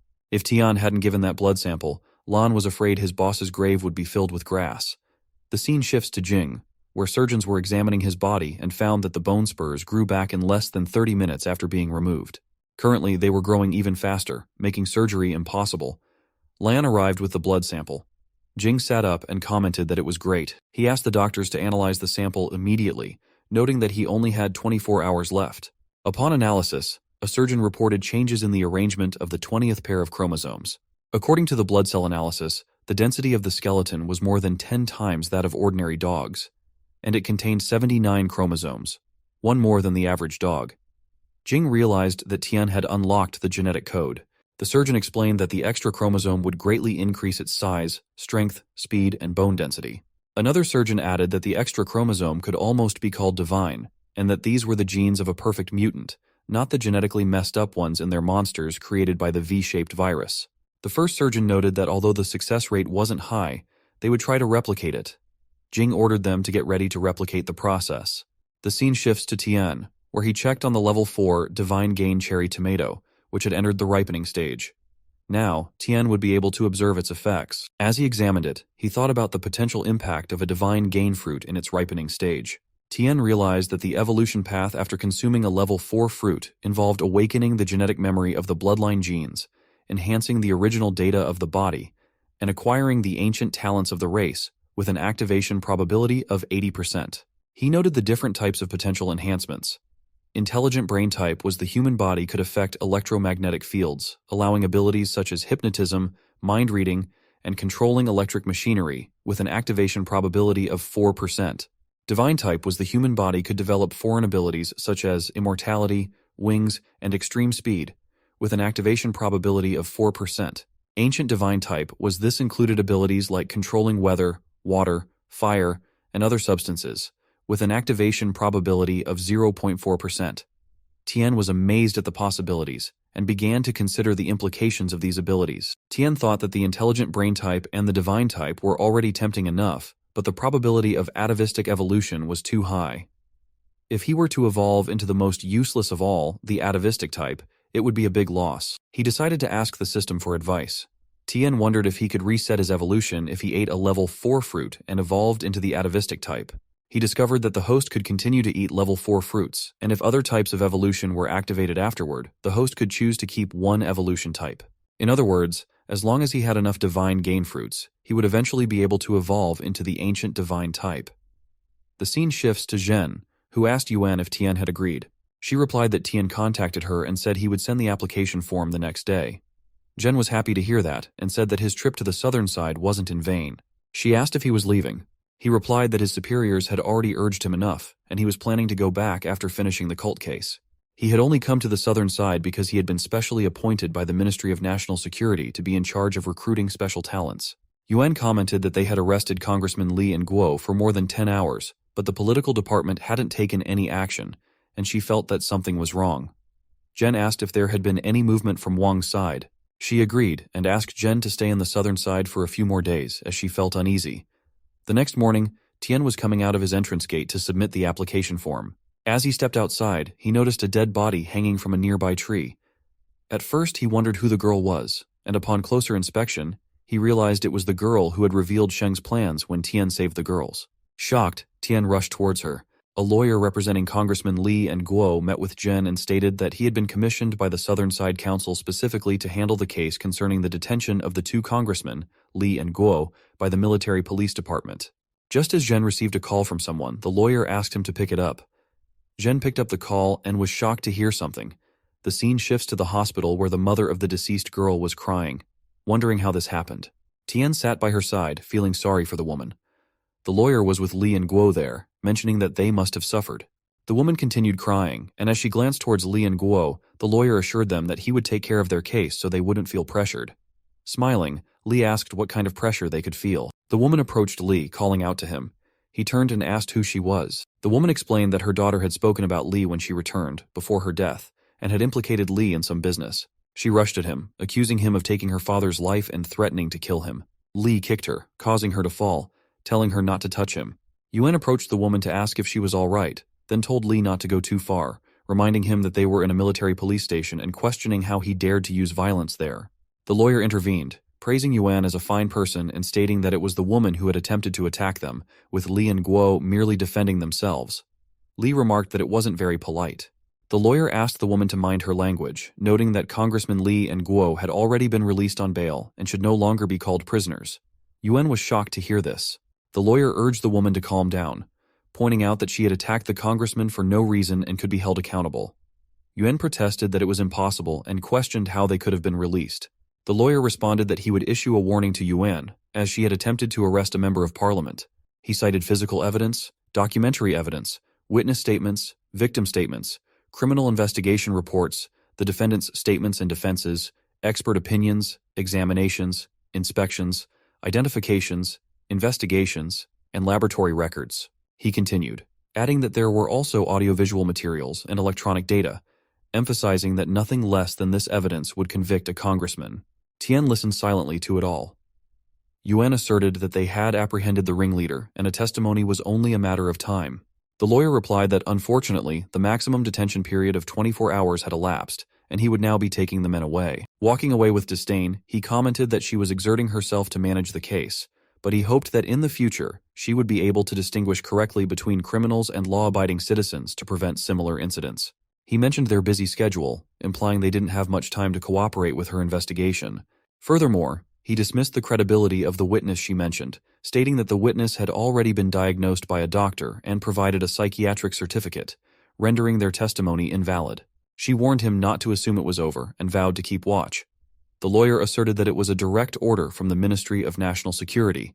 If she doubted him, she could verify with her superior officer. The lawyer concluded that he had simply followed formal procedures in his office to retrieve Li and Guo, and as promised, the witness would later be transferred to the custody of the Southern Side 4th Hospital. Yuan was shocked to hear this. Just then, the lawyer noticed Tian looking at him, and he felt a chill down his spine. The three of them got into the car and drove off. Meanwhile, the woman cried, lamenting that her daughter had been right. They couldn't do anything to those people. If even the military police station couldn't punish them, who else could? Tian noticed a worn-out form there, realizing it was his application form. After tearing it up, he hurried away and reached his farm. There, he found that the level 4 Divine Gain cherry tomatoes were ripe and needed to be harvested immediately. He gathered them all, totaling 2.5 kilon. After eating some, he sensed that the 47th evolutionary chromosome had activated within him, completing a successful evolution. This was an atavistic evolution type, enhancing his ability to hard-avoid awakening skills and doubling his basic attributes. The scene shifts to the lawyer's car where he tells Li and Guo that they had managed to contain the situation. Given that only a few people knew about the matter, he assured them that with proper follow-up, the impact on them would not be too severe. He advised them to work together to calm things down. Li was smoking and remarked that they understood, suggesting that they could handle the lower-class people with condolence money and supplies. Guo disagreed, pointing out that public opinion on the internet still mattered, especially with photos circulating of them shaking hands with the victims' relatives and distributing condolence money. He suggested getting reporters to write more favorable stories about them and holding a press conference to refute rumors, which would easily sway naive people and rehabilitate their reputation. Li grumbled about the annoyance of having to pretend for such fools. Guo urged patience, emphasizing that this was a crucial time for their transformation into emperors, and only by appeasing the masses could they secure their future food supply. Li responded that he understood, but suddenly, a sword severed Guo's head, shocking Li. Looking up, Li realized it was Tian. From atop the car, Tian casually asked about the food. Li, stunned, demanded to know how Tian dared to do such a thing, reminding him that Li was a congressman and Tian hadn't been warned about the consequences. Tian was courting death.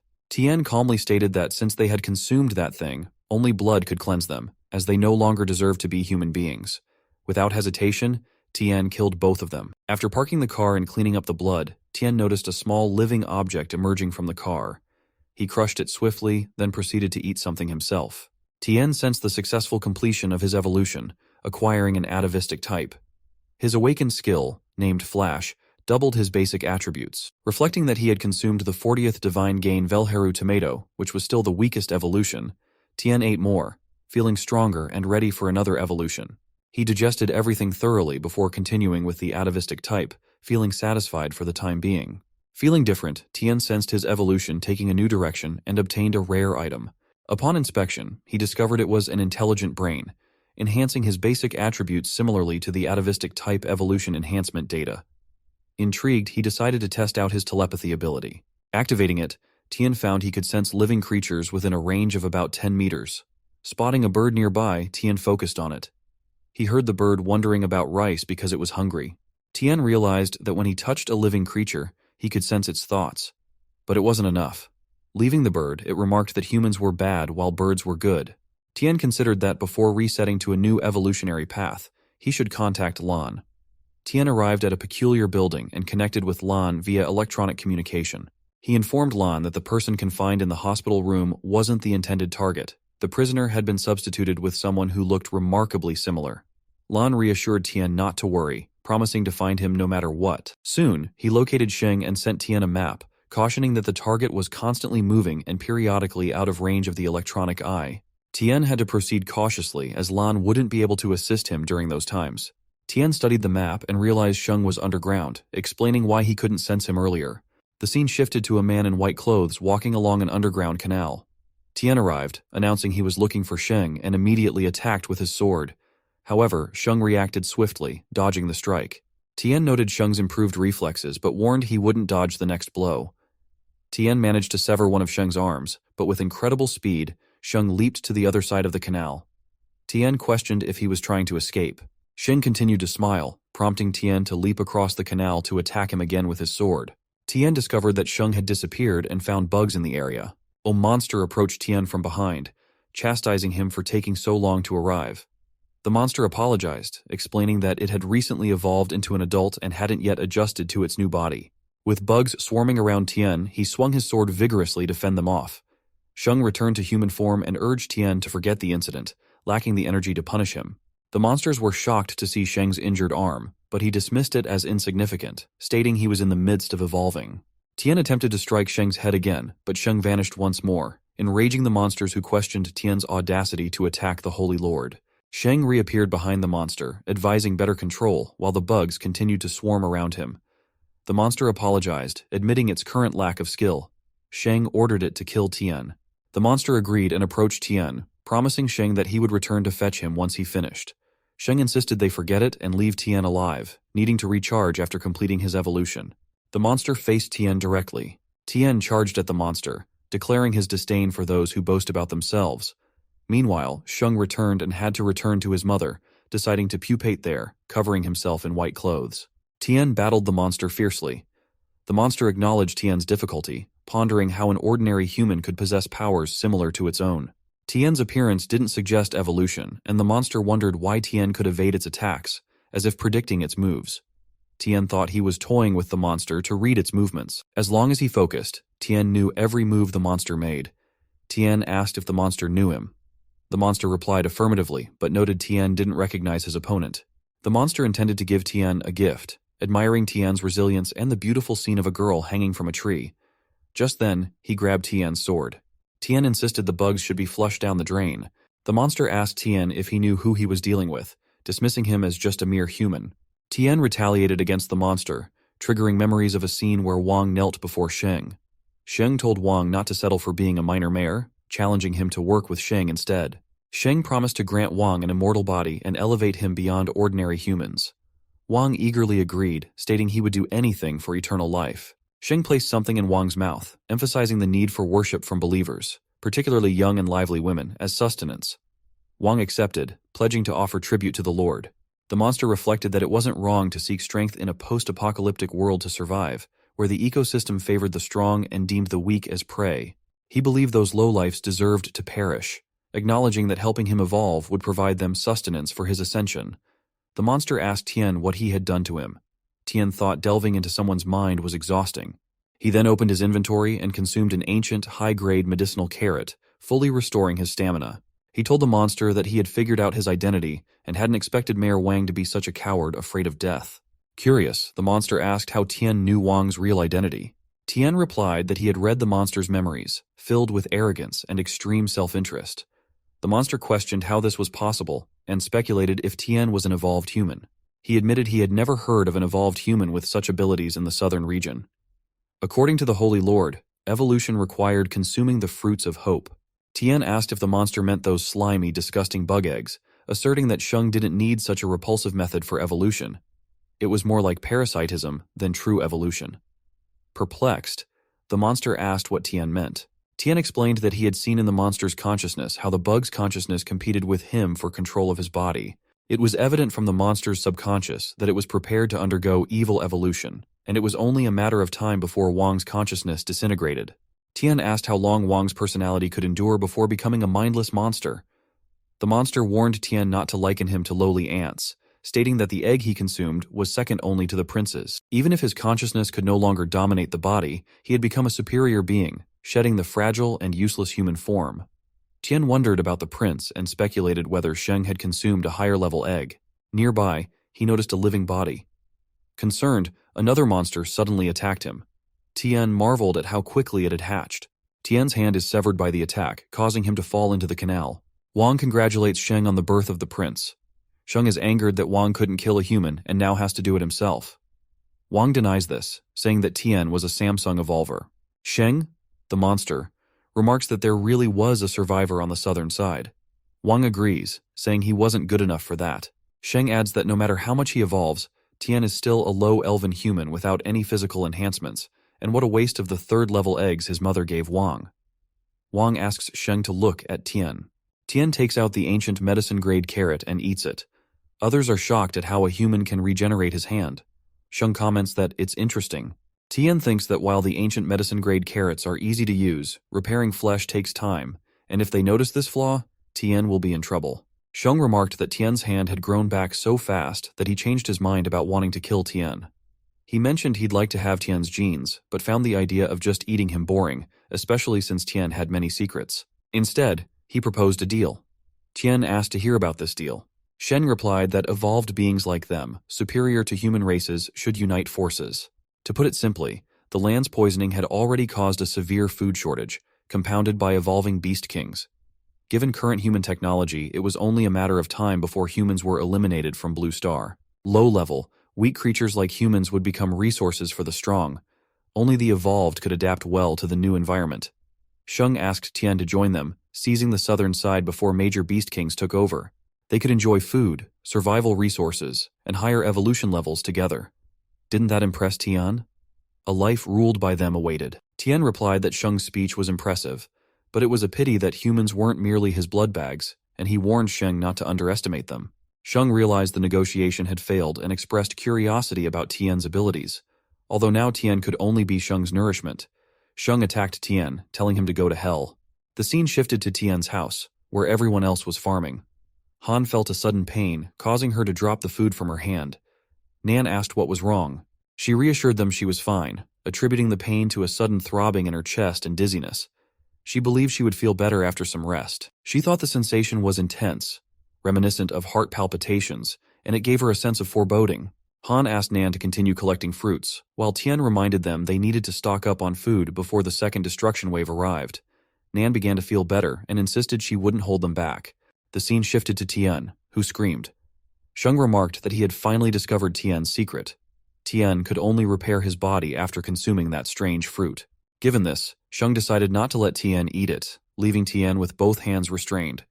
Shang pointed out that it was now 2 against 1, yet Tian still posed a significant threat to his own kind. Uncertain of what to do next, Shang admitted he couldn't bring himself to kill Tian.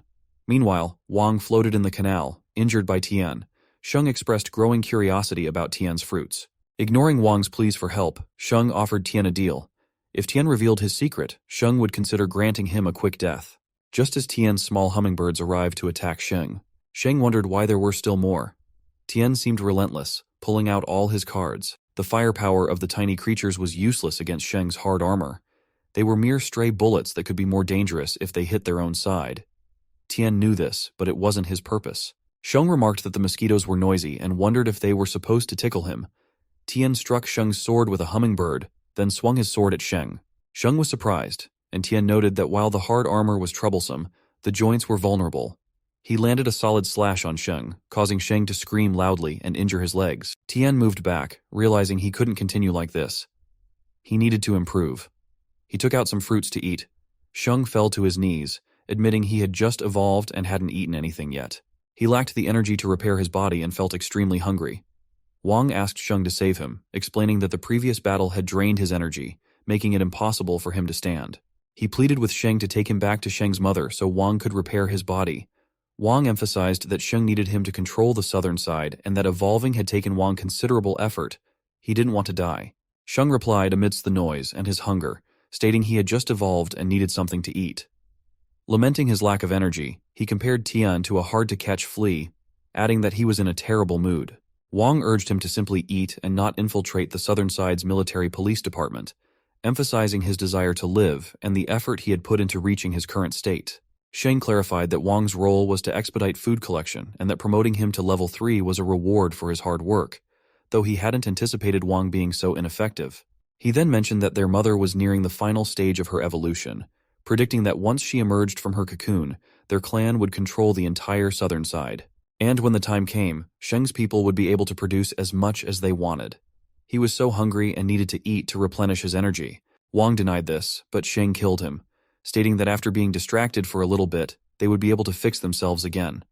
However, it felt so good to eat a level 3 evolver, and Shang felt energized. Tian realized on-screen that his atavistic awakening activated the bloodline's genetic memory, enhanced the body's original data, and acquired the ancient talents of his race, with an evolution probability of 80%. Tian was shocked that Shang had eaten his own king, and there were no more fruits left in his inventory. After eating dozens of precious level 4 fruits in a row, all the acquired evolution types were of the atavistic type. Shang commented that if he ate Tian as well, he would be able to level up his strength. Tian ate the last one, realizing that Shang had become so fast that Tian couldn't escape. Shang approached Tian closely, his pointed hand nearing Tian's eyes. Shang was suddenly stopped by something and wondered what was happening, unable to move his body. Tian realized he had finally achieved it. The evolution path had reset, and evolution was completed successfully. The awakened skill was gravity mastery. Field expansion. The basic attributes remained the same, enhanced by atavistic evolution data. Tian thought that not only had the ancient divine type been restored, but also the super rare rule system. He understood that the ancient divine type evolution was categorized into elemental, superhuman, and rule systems. The composition of the Blue Star world was governed by rules such as gravity, acceleration, potential energy, and inertia. Mastering these fundamental and essential powers allowed one to become a god in the truest sense. Tian believed that the rule system was undoubtedly the most powerful evolutionary branch of the ancient divine type. He discovered that the range of gravity control was 3 meters. Field expansion allowed the range of gravity control to be expanded tenfold in a short period, but consumed a lot of mental and physical energy. He took control of Shang's body, causing Shang to scream. Tian landed a solid blow on Shang. Shang thought it was clear that Tian was only a level 3 evolver, yet he had become stronger than before. Tian believed that the power of the ancient divine type evolution was already formidable at level 1. Consuming level 4 or higher crops and meat would further increase his abilities. He wondered about the future evolutions this could bring and found it thrilling. His heart raced with excitement, relishing the incredible power and addictive satisfaction it brought. Exhausted and coughing, Shang knelt down, pondering how Tian had become so powerful in an instant.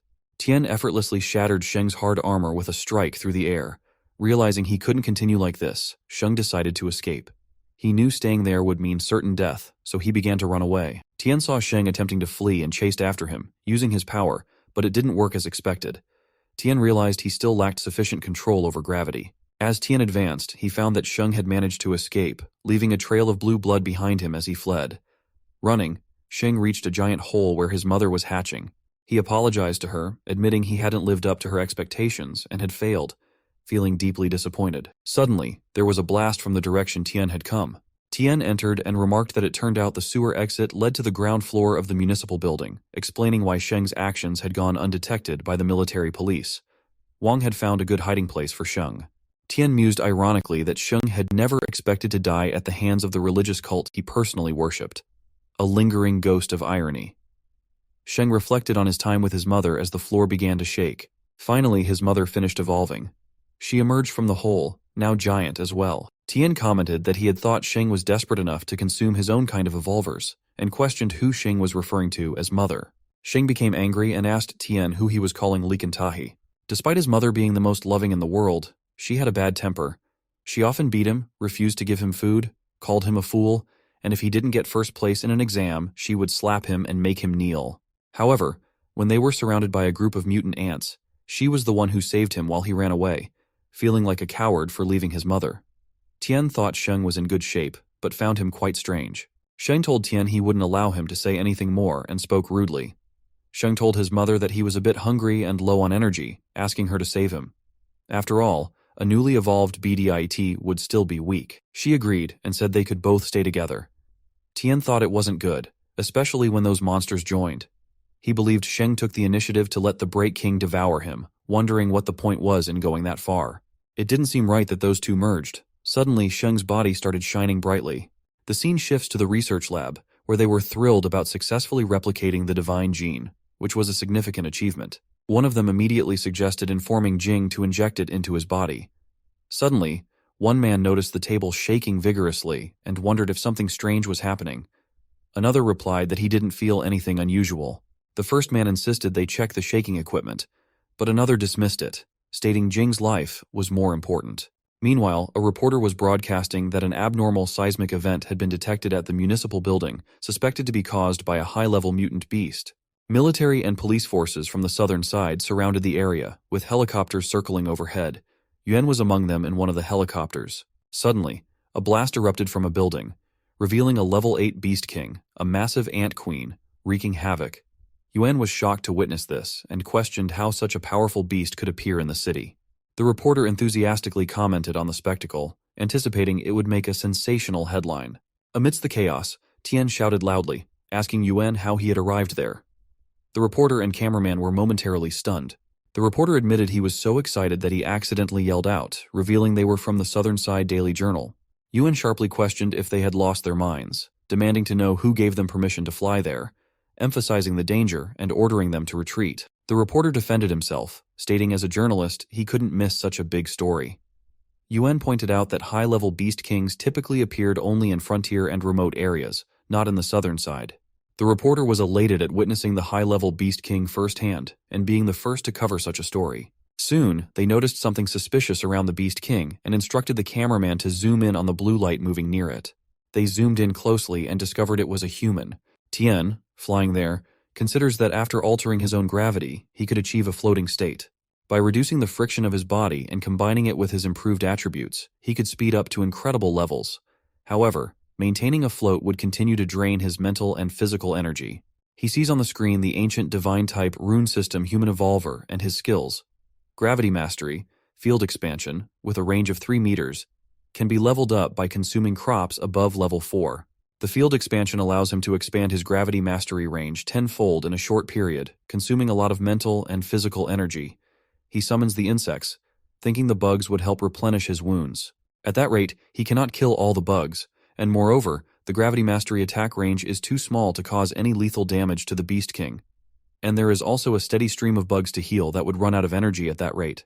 If Tian uses the field expansion to deliver a fatal blow, that should be. But then he realized something and abandoned that plan, fearing that using the field expansion would leave him at his lowest point of mental and physical strength. If it didn't kill the Beast King with a single blow, falling into a coma would likely result in his death. He was struck by the Beast King and knew this was a serious problem. Several blasts landed close to him, but Tian managed to dodge them. Yuan called out to Tian, promising cover fire and instructing him to target the core of the Beast King. Destroying its brain would halt its recovery. Tian considered her words carefully. Tian noted that the core of the Beast King was typically near its brain, the hardest part of its armor. Yuan warned him to be cautious, noting the distinctiveness of the surroundings in that area. Tian understood and continued attacking the monster, wondering about the exact position of its core. As he approached the Beast King, he observed the bugs gathering around what seemed to be its core. With the assistance of the military police, he unleashed his full mental power. Determined to end it, Tian prepared for the final blow. After unleashing his full powers to attack the Beast King, Tian began to fall, but helicopters swooped in with nets and saved him from crashing. Yuan commented on how close it was. Seeing Tian, she wondered about his identity, considering him the mysterious person. Finally, the Beast King was defeated. The reporter announced that at 6:14 in the morning, a super large mutant appeared at the municipal building, causing damage over a 10-kilometer radius. It was estimated to be at least a level 8 Beast King in size and energy fluctuations. The creature was now eliminated by a powerful blue humanoid, covered in a light that made it difficult to see clearly. Many people watched the report, with the reporter speculating whether this was a new government weapon or a new type of mutant, admitting they had no further information. The Honglisu store was unreachable. A boy in a hoodie watched the broadcast and commented that the boy was an evolver. The scene shifts to Tian lying on his bed, realizing that the second wave of destruction was imminent, with only 8 hours remaining. He was urged to focus on upgrading his shelter's level and defenses to prepare for its arrival. Wondering what it could be, he recalled fainting after expending all his physical and mental energy. Fortunately, he hadn't been unconscious for too long, and the system reminded him that the current farm defenses were inadequate for the second destruction wave. Watching the countdown, Tian realized the second wave would likely bring more devastation than the first. Projecting forward, humanity's current technology might only hold out until the third wave, after which civilization could collapse entirely. Opening his point screen, he saw he had 7980 points but needed a few more to upgrade the shelter to level 2. He decided to harvest another batch of crops to complete the upgrade, despite having consumed a lot in the recent battle. There was plenty of space in the system's inventory, and he wondered if he could store a weapon there to retrieve as needed. Tian decided to place the Tang horizontal sword in his inventory, and to his surprise, it worked. Upon inspection, he found it was at level 1. He wondered if real-world items could be leveled up by being placed in the inventory, speculating that as the level increased, the sword would exert greater power. Getting up from bed, Tian realized now wasn't the time for him to rest. Knowing time waits for no one, especially considering the time it takes for crops to mature and be harvested. He acknowledged that Officer Yuan had given him timely advice, though he'd have to thank her properly another time. Leaping out of the hospital, Tian later saw Yi and Yuan at his bed, discovering he had escaped. Yi asked Yuan if she intended to bring him back. Yuan dismissed the idea, stating Tian wouldn't agree. Yi expressed concern about Tian causing trouble outside. Yuan countered by asking if Yi believed the Southern Side military police could apprehend a mutant capable of taking down a Beast King alone, noting that the strongest mutants in the military only had enhanced strength and physical abilities. Yi acknowledged Tian's capabilities, but assured he didn't mean to pressure Tian into anything. He continued that the meaning was that they should continue to win over people with such great power, and they couldn't force him to do what he doesn't want to. He was probably angry at their incompetence. Nowadays, the military police were so weak that they couldn't even protect a girl, and why would he trust them? Yuan said that she will convince her dad, too, and she didn't think that he had any ill intention towards humanity.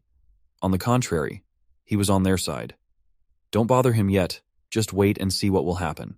She was looking forward to how powerful Tina will be in the future. Yi asked her to go ahead and tell him. Then Tian reached back to his home.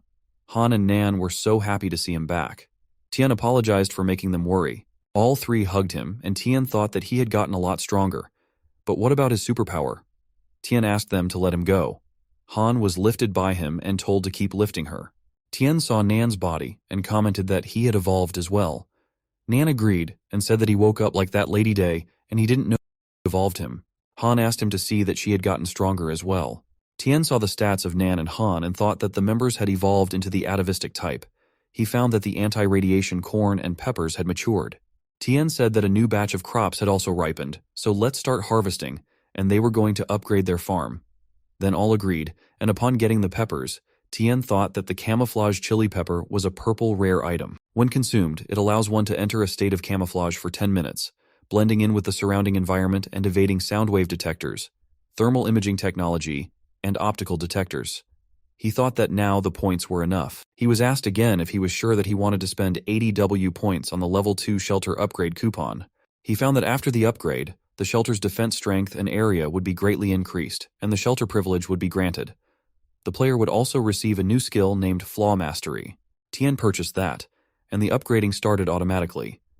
As it was upgrading, he saw that there were now 3 hours left for the second destruction wave. The original shelter's properties were preserved while livestock sheds were renovated. The fish pond and planting field were also renovated. A thermal energy detection radar tower was built with a range of 30 kilometers, and an electromagnetic interference radar tower was constructed with a 20-kilometer interference range. Turrets were under construction. When Han saw the fish pond, she remarked that it had become so big, resembling an artificial lake. Tian found that the upgrade was completed. The planting field had been expanded to 300 acres, the livestock area to 3 acres, and the fishing area to 5 acres.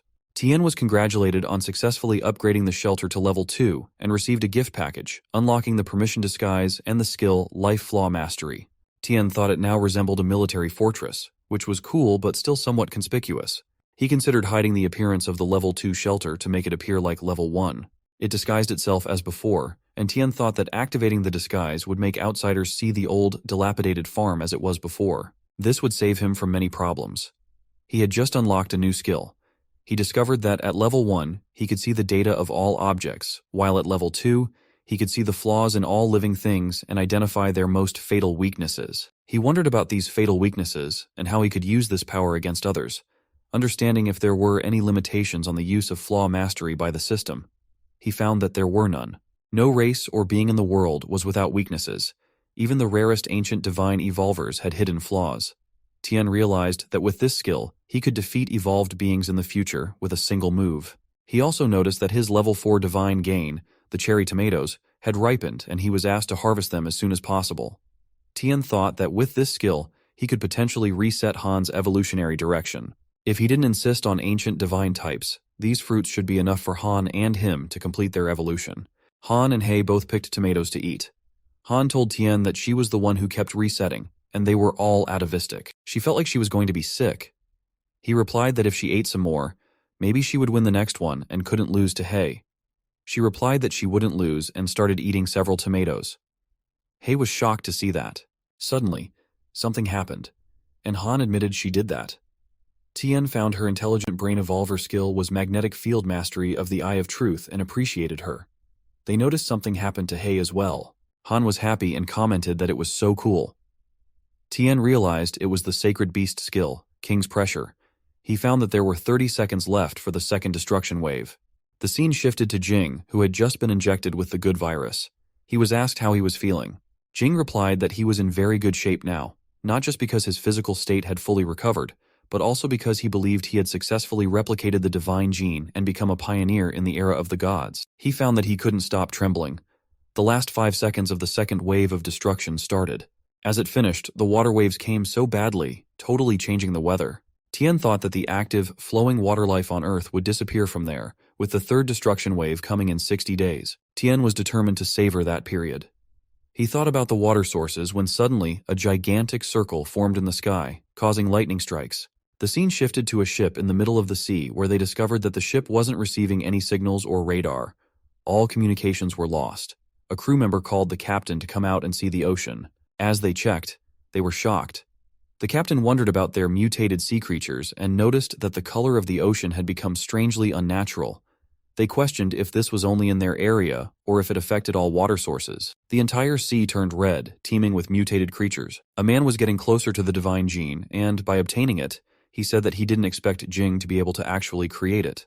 Just as a skeleton tail came to grab the divine gene and cause some damage to the man's hand, the man asked who the person was that dared to do such a thing. He found Jing and said that his evolution had been very successful and that he arrived so quickly, so the man must have triggered something. Jing came in front of the man, asking how he got the password for the safe box. The man replied that Jing was indeed a descendant of their family, and the headquarters was right to leave that responsibility to Jing as he had truly extracted the divine gene. Jing realized that it was Ming and asked how Ming had come there. Ming replied that he came to deliver orders from the headquarters and then referred to Jing as his brother, stating that from that day, all of Jing's research projects in the southern region would be taken over by Ming, and that Jing had to return to the headquarters that day to report on his work. Jing asked if Ming was the only one there. Ming replied that it was obvious he hadn't come alone and that Jing's evolution data had been reported to him a long time ago. So how could he have come without any preparation? Then a lot of men came up behind Jing with guns. Jing didn't understand and asked what Ming was talking about. Ming replied that it seemed Jing had a personal agenda. Why didn't Jing report the successful research to the headquarters immediately? Was he trying to monopolize the achievement? Even if they hadn't seen each other for a few years, Ming remarked that Jing was still the same. Domineering, shameless, and justifiably robbing him of everything, calling it profit recovery instead of robbery. The headquarters and the Bai family had given Jing everything, including research funding and technical support, so his results should naturally be shared with them. But Jing didn't have to worry. He had created such great benefits for the headquarters that even if he returned now, he would still receive a huge reward. Ming wasn't robbing Jing of his credit. He was taking him back to enjoy his success. Jing asked what there was to enjoy about happiness, and said he was afraid he would be dragged off to become an experimental subject in the Divine Creation Project as soon as he landed on the ground. Ming replied that even Jing himself had used his own body for experiments, so it shouldn't be a problem for him if they were to study that experiment. As far as Ming knew, Jing had only made 2 copies of the divine gene. He used one on himself, and the other was in his hand. Ming wanted such a precious sample.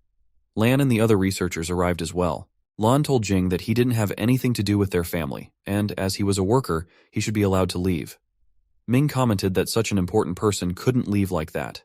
Jing asked Ming if he thought he could use them to threaten him. Ming agreed and said that by taking control of the Southern Side Research Institute, he could show Jing that even though Jing had evolved, he was still a human with a mortal body. He couldn't remain unscathed in the face of their many guns. Ming told Jing to stop making meaningless resistance and to hand over the divine gene obediently, as his current situation was sad and embarrassing. Jing thought that with his current physical strength, there wasn't any way he could withstand that many assault rifles. But with the blessings of extreme speed, he should be able to escape. Ming said it seemed like Jing didn't want to cooperate, and it was said that some evolved people had super healing powers, so Jing should still be able to live with broken arms and legs. Then a blast occurred. The scene shifts to Tian's house, where he had prepared food. Han commented that it looked lovely. Tian said there wasn't anything she didn't like to eat. Nan asked Tian why there was a feast. Tian replied that it was to celebrate the fact that they had all the evolutionary directions, and as a result, he put a lot of effort into the meal, adding many high-grade ingredients. He mentioned that the second destruction wave had occurred and everyone was still at level 1, so he wanted to see everyone level up sooner. Han said that even though they had such a celebration, He didn't come to eat with them. Tian thought about the conditions for He to transform back into the Beastman form. First, He deactivated the Beast King mode due to his physical strength being too low, weakening him to the point of being unable to maintain the mode. Tian mentioned that He liked his current state a lot, so Tian made a separate meal for He to eat outside. Han agreed, commenting that He looked more handsome. Suddenly, Tian received a warning that 2 heat sources were rapidly approaching the farm. He detected that they were humans moving at 38 meters per second. The targets had taken heavy damage, their body temperature dropping, and they would arrive at the farm in 23 seconds. Tian wondered about the speed of these humans, thinking only mutants could achieve such velocity. Using his power, he identified Jing carrying Lan. Jing appeared at the entrance gate, curious about what was happening at the farm. He felt an invisible force holding him back, and it seemed Tian wasn't going to help him. Knowing Ming would find him soon, Jing began to turn away. Just then, Tian arrived, flying with his gravity skill, and remarked that Jing had gotten himself into a big mess. Jing realized it was Tian. Tian asked if Jing was about to leave with such a disappointed look on his face. He then allowed them to enter, expressing his interest in Jing's evolutionary direction. Jing reminded Tian that just a few days ago it was merely a rundown farm, but in a short time it had become a fortress. Yet, what Jing saw outside still appeared run down, which baffled him as current technology couldn't achieve such perfection. It was incredible. He asked Tian to save them, expressing his fear of dying. Tian replied that he could save Jing, but wanted to know what he would gain in return. Jing answered that he could provide information that Tian would find interesting. As they entered, Jing asked if Tian's evolutionary ability was to control gravity. Tian questioned how Jing could deduce that. Jing explained that Tian had killed the Beast King in the southern city center. The wounds on the Beast King showed signs of hypergravity compression, a phenomenon Jing had studied in videos. Though he didn't get a clear view of the cave, the person's powers resembled Tian's, especially their ability to levitate similar to high-speed flight. This consistency pointed to gravity control as their shared characteristic. Tian replied that it was indeed interesting. Despite Jing and Tian having different ideas about evolution, Jing had grown to respect him more and more. Tian welcomed them to the farm. He arrived with Nan and Han. Jing was shocked to see He had grown giant. Han told Tian that Jing had turned green. Jing wondered what the green light meant and asked if they all had evolved. Tian asked why he was surprised. Jing replied that he was amazed at the speed of their evolution. He thought the rate of perfect mutations was unusually high there, especially with He evolving to the size of a small mountain. Tian asked how much longer Jing would remain in a daze because Lan wouldn't last long. He asked Jing to hand Lan over to him. Jing agreed, and they all took Lan inside to lie down. Tian fed Lan a carrot and, upon coming out, informed the others that they needed to wait for Lan to wake up. There were many bullet wounds on Jing, which he was tending to, and he asked Tian if that was all. He questioned if Lan, being just an ordinary human, needed surgery for such serious wounds. Tian replied that he had his own methods. Jing realized he had crossed the line. Tian asked him to explain what had happened. Jing explained that he had replicated Hei's evolutionary genetics and used them on himself, which not only allowed him to survive but also resulted in a perfect mutation. He showed Tian the divine gene and mentioned that before escaping the research institute, he had destroyed some data and managed to grab the second potion. Tian wondered if it had the same effect as his divine fruits, and if replacing Hei's atavistic gene could achieve atavistic evolution. He questioned if it meant replacing other evolutionary types could do the same. Jing explained that he had achieved perfect mutation, but dismissed how he sustained such serious injuries as unimportant. He quickly added that the head office had discovered his attempt to keep his research secret and sent his brother to take over, intending to bring him back for further research. Fortunately, he had managed to escape their pursuit. Tian asked how Jing could think it wasn't important. He pondered what kind of family would conduct research on Jing.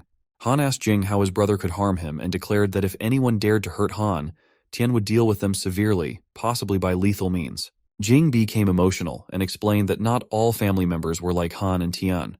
He had a good brother. Han looked at Tian and thought she had been dependent on him from the start, so no matter what happened, she would always stand by his side without hesitation.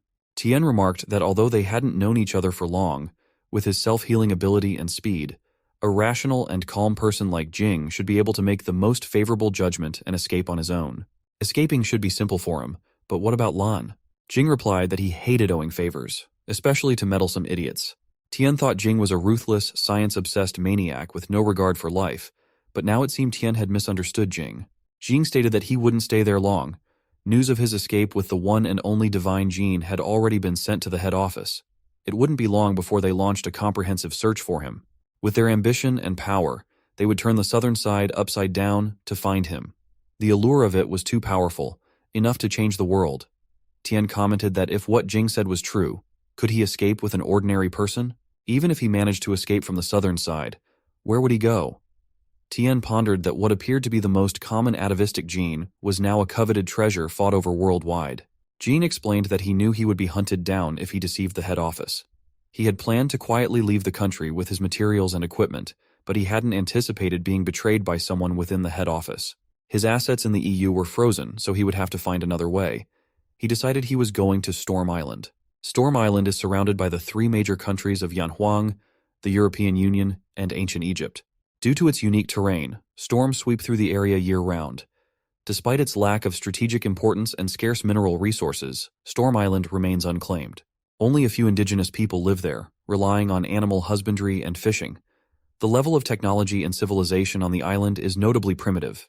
Jing revealed to Tian that he had built a small base there several years ago during his biological research expeditions, which he had never disclosed to anyone. That made it the ideal hiding place for him now. Tian asked what exactly the head office was. Jing explained that the headquarters was a monopoly group comprised of several large families involved in nearly every profitable industry. The five major families, Bai, Ren, Lan, Qin, and Zhang, formed the cornerstone of this organization, representing the highest centers of power. After the world changed, Jing realized that there were infinite possibilities that could exist with their radioactive plants. He proposed the Divine Creation Project to the head office, but there were differing opinions within the office about the project. Many opposed it, arguing that it violated humanitarian principles, but some families saw immense profits in it. Without informing the Bai and Zhang families, Jing was allocated all the resources to establish a research institute in Southern City under the guise of researching new medicines. Jing's true intention was to utilize the head office's resources to achieve his goals. He didn't want his research results to merely serve profit and hegemony. Despite belonging to the Bai family as an illegitimate son, he lacked influence in both the head office and the family. Whenever he needed approval, he had to concoct irresistible lies, believing he had everything under control. However, it seemed that was never truly the case. Tian agreed and said that he would send Jing to Storm Island. Jing was surprised and mentioned that they couldn't simply sneak onto a ship anymore, especially with the polluted oceans where boats could be attacked by mutated sea beasts. He also noted that the head office was definitely monitoring all airplanes, which made him afraid. Tian asked who said they needed a boat and then led Tian outside. Once there, Tian explained that maximum returns required maximum investment. He revealed a helicopter with stealth paint, which would help them evade radar detection. Tian assured Jing that it would safely transport him and Can to Storm Island, along with all the necessary lab equipment and living supplies. Jing asked why Tian was helping him, wondering if Tian believed Jing's plan was too extreme. Tian replied that after witnessing numerous brutal events, his perspective had changed. He emphasized the urgent need for radical changes in the human environment, especially given the pollution of the seas. Tian added that if Jing accepted his investment, Jing would need to adjust some of his concepts. Jing said that if Tian really helped him reach Storm Island with all his equipment, he promised that someday in the future, when Tian needed him, Jing would travel thousands of miles to help him, disregarding any opposition, and clear the world for him. They shook hands, and Tian reminded Jing to remember his promise. Until they were sent away, Jing couldn't live or eat at Tian's place, so he asked for help in feeding the sheep for a few days. The scene shifted to Ming, who was speaking with his father and seemed angry that Jing had resisted. Ming hadn't expected that outcome despite making extensive preparations. He acknowledged Jing's unexpectedly strong evolutionary abilities, but reassured his father not to worry, stating that Jing wouldn't get far. Ming had already dispatched people to inspect and monitor all airlines and transportation hubs throughout the southern region. Additionally, the medical industry was under their control. Jing was just an ordinary person, heavily injured and without access to systematic medical treatment. It was certain he wouldn't survive for long. As soon as he appeared, they would catch him immediately. Father remarked that despite everything, Jing was still a member of their family, and they couldn't easily explain if they harmed him. Ming replied that whether Lan lived or died had nothing to do with their family. Father ordered Ming to handle the matter, to which Ming assured him to leave it to him. Father then mentioned hearing that Jing had achieved perfect mutation. Ming confirmed this. Father continued, expressing surprise that his own son was the first perfect mutant among the 5 major families. He noted that if not for Jing's deviant thoughts, making Jing his heir would have been a good choice. He emphasized that the family's heir must excel in every aspect, urging Ming not to disappoint him. Ming responded that if he couldn't capture Jing within 3 days, he would relinquish all his privileges in the head office and the family. Father reminded him that it was a promise Ming had made, expecting good news in 3 days. The call ended, and Ming instructed a man to bring Ren because he wanted to ask her some questions personally. The man agreed. Jing was doing what Tian told him, feeding the pigs, while Tian sat nearby commenting that Jing was too stingy with his work. Jing replied that he had been doing such tasks since he was 8 years old. Tian mentioned that even the young master of the Bai family had done similar work before. Jing explained that he was an illegitimate child in his family and lived with his mother until he turned 8. If the family hadn't been so thinly spread, they might never have acknowledged his existence. But he didn't mind. He didn't feel like a true member of the family, but having their surname provided him with the resources he needed. Tian thought it sounded like the scandalous dramas of wealthy families were really true. He received notifications on his phone, and Jing asked what was going on. Tian replied that he had something interesting to discuss with him. The scene then shifted to Ming, who wanted Ren to tell her everything about the people Jing had interacted with since arriving in the southern region, but the information gathered didn't differ from what Ming already knew from her sources. Ren told him that Jing had destroyed a lot of data before leaving the institute, so there wasn't much information she could provide. He asked if there was anything special. She replied that all the information she had was already shared, and since he was an insider, he should know she hadn't spent much time with Jing. Ming commented that Ren seemed somewhat hostile towards Jing. Ren said it might be because of Jing's questioning and his destruction of her carefully prepared laboratory after arriving quietly in the southern region. Ming explained that the decision was made by the 3 families because Jing had stolen the divine gene belonging to them and betrayed them. Ren thought that judging from the seriousness the headquarters had placed on the matter, the power of the potion must be far beyond her imagination. She pondered on the divine gene and considered those inhuman monsters in the research lab. Besides the mutation of Jing's body after injecting the semi-finished product, the result of that genetic alteration was Liang's death. Then she got an idea that Tian might be the one responsible. Ren told Ming that the head officer's real research was actually about transforming human beings. Ming replied that as far as he could say, it wasn't something she should delve into. At present, the 3 families had an opportunity to bridge the power gap, so he needed to find Jing and asked her to play her part. Ren thought he was quite unpleasant and pointed out that with the power of Ming's family, they should have already blocked Jing's escape routes. If even the family couldn't find Jing, how could a mere manager without access to high-level secrets do so? Ming told her there was no need for criticism, and that since the head of the Ren family hadn't granted her the right to know, it meant she wasn't taken seriously in her family, blaming it on her status as a woman without the capital to be part of the core. Ren thought she wouldn't share anything even if she knew more, apologized, and said that was all she knew about Jing. After all, she considered herself a woman with limited abilities. After excusing herself, Ren was leaving when Ming remarked that this was why he always said women should stay at home and raise children. Outside, Ren pondered for a moment before getting into her car and calling Tian. She identified herself and requested to meet him urgently, knowing Jing was at his home. Tian initially feigned ignorance, but Ren insisted that Tina knew what she meant and urged him not to disappoint her rare kindness. She promised to arrive at his farm within half an hour. Upon reaching the farm, Tian was already waiting. Ren wasted no time and asked him to hand over Jing. Tian brushed off her request as presumptuous, questioning her sudden appearance and accusations. Ren pressed him not to play games, revealing that her men had obtained a DNA comparison report suggesting Jing's involvement with Tian. She emphasized that their personal ties shouldn't interfere with headquarters affairs and threatened to escalate the matter unless Jing was handed over, as she hadn't yet reported the findings to headquarters. Just as a sniper attack targeted Tian, he managed to dodge it. Ren was shocked and wondered where the sniper shot had come from. Ming arrived with his men, expressing surprise that Jing had been hiding in such a rundown farm. He sarcastically thanked Ren for unwittingly leading them there and warned her to consider how she would explain tipping off the traitor to his family. Ren was stunned that Ming had found them and asked if he had followed her. Ming replied that he didn't even trust his own family's illegitimate son, so he certainly didn't trust her. He explained that he monitored all devices, expecting to provoke her, and she fell right into his trap. Frustrated, Ren decided to sneak Jing away and hand him over to his guardian, thinking Ming's comment about women being stupid was directed at her and Jing alike, calling them both garbage. Tian and Ren found themselves in the sniper's crosshairs, and Ming ordered everyone to stay put and settle things peacefully. Ming told Ren that as long as she didn't oppose him, she could remain a member of her family and he wouldn't harm her. Then he asked Tian to return Jing. Observing Tian's modest appearance and apparent financial strain, Ming questioned what benefit he could gain by sheltering a fugitive. He insisted that Tian hand over Jing, promising wealth and resources in return. Tian hesitated, wary of Ming's well-equipped men. In response, Tian criticized Ming as someone who only spoke highly of himself and exuded arrogance. He unleashed his hummingbird warriors, catching Ming's men off guard. Ming's forces were bewildered by this sudden attack. He ordered his snipers to target both Tian and Ren.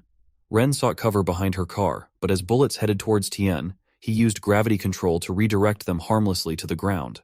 Ren and Ming were stunned by Tian's ability. Tian asked Ren why she still seemed hesitant, suggesting she didn't fully trust him yet. Han arrived, flying in, and mentioned she couldn't control so many people at once currently. Tian reassured her it was fine, given her current level. He then used brainwave control on Ming, leaving him immobilized. Ming was shocked by his inability to move and asked if Tian was a perfect mutant. Ren explained to Tian that she was cautious for her own safety. Tian understood and swiftly dispatched Ming's remaining men with his hummingbirds. Ming accused Ren of trickery and demanded to know when she had discovered it.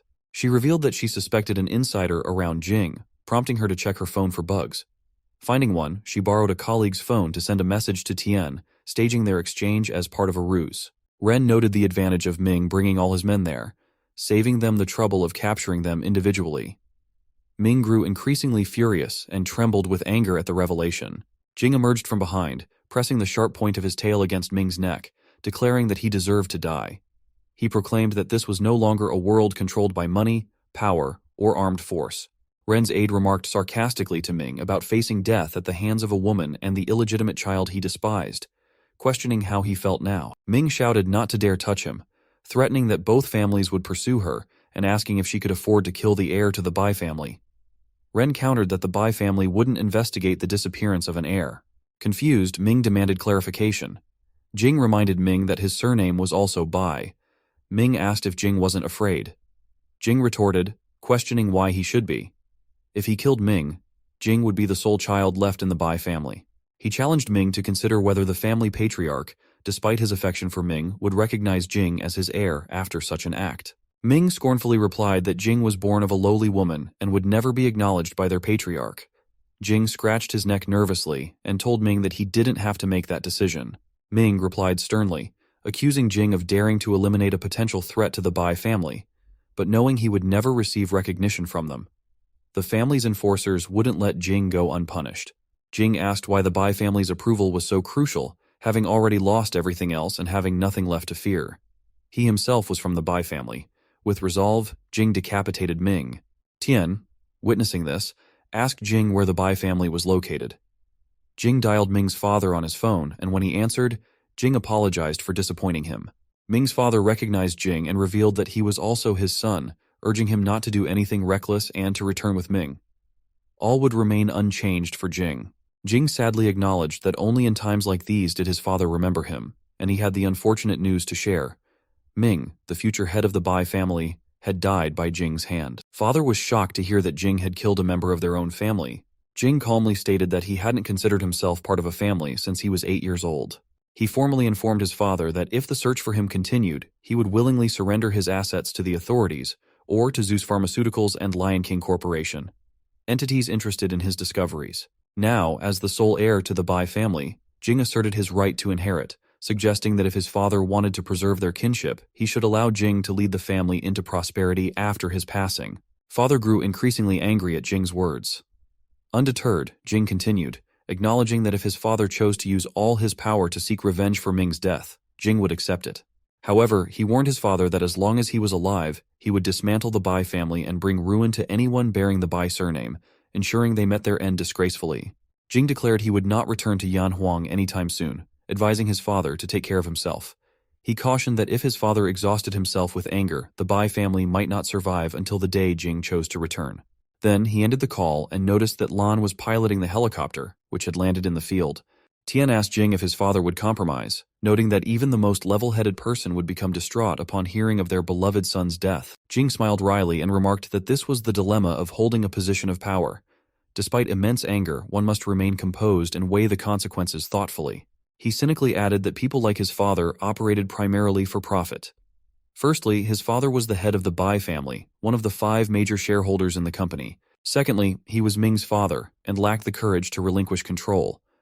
For the next few hours, the Bai family would focus their attention on Jing, oblivious to Tian's and Ming's independence.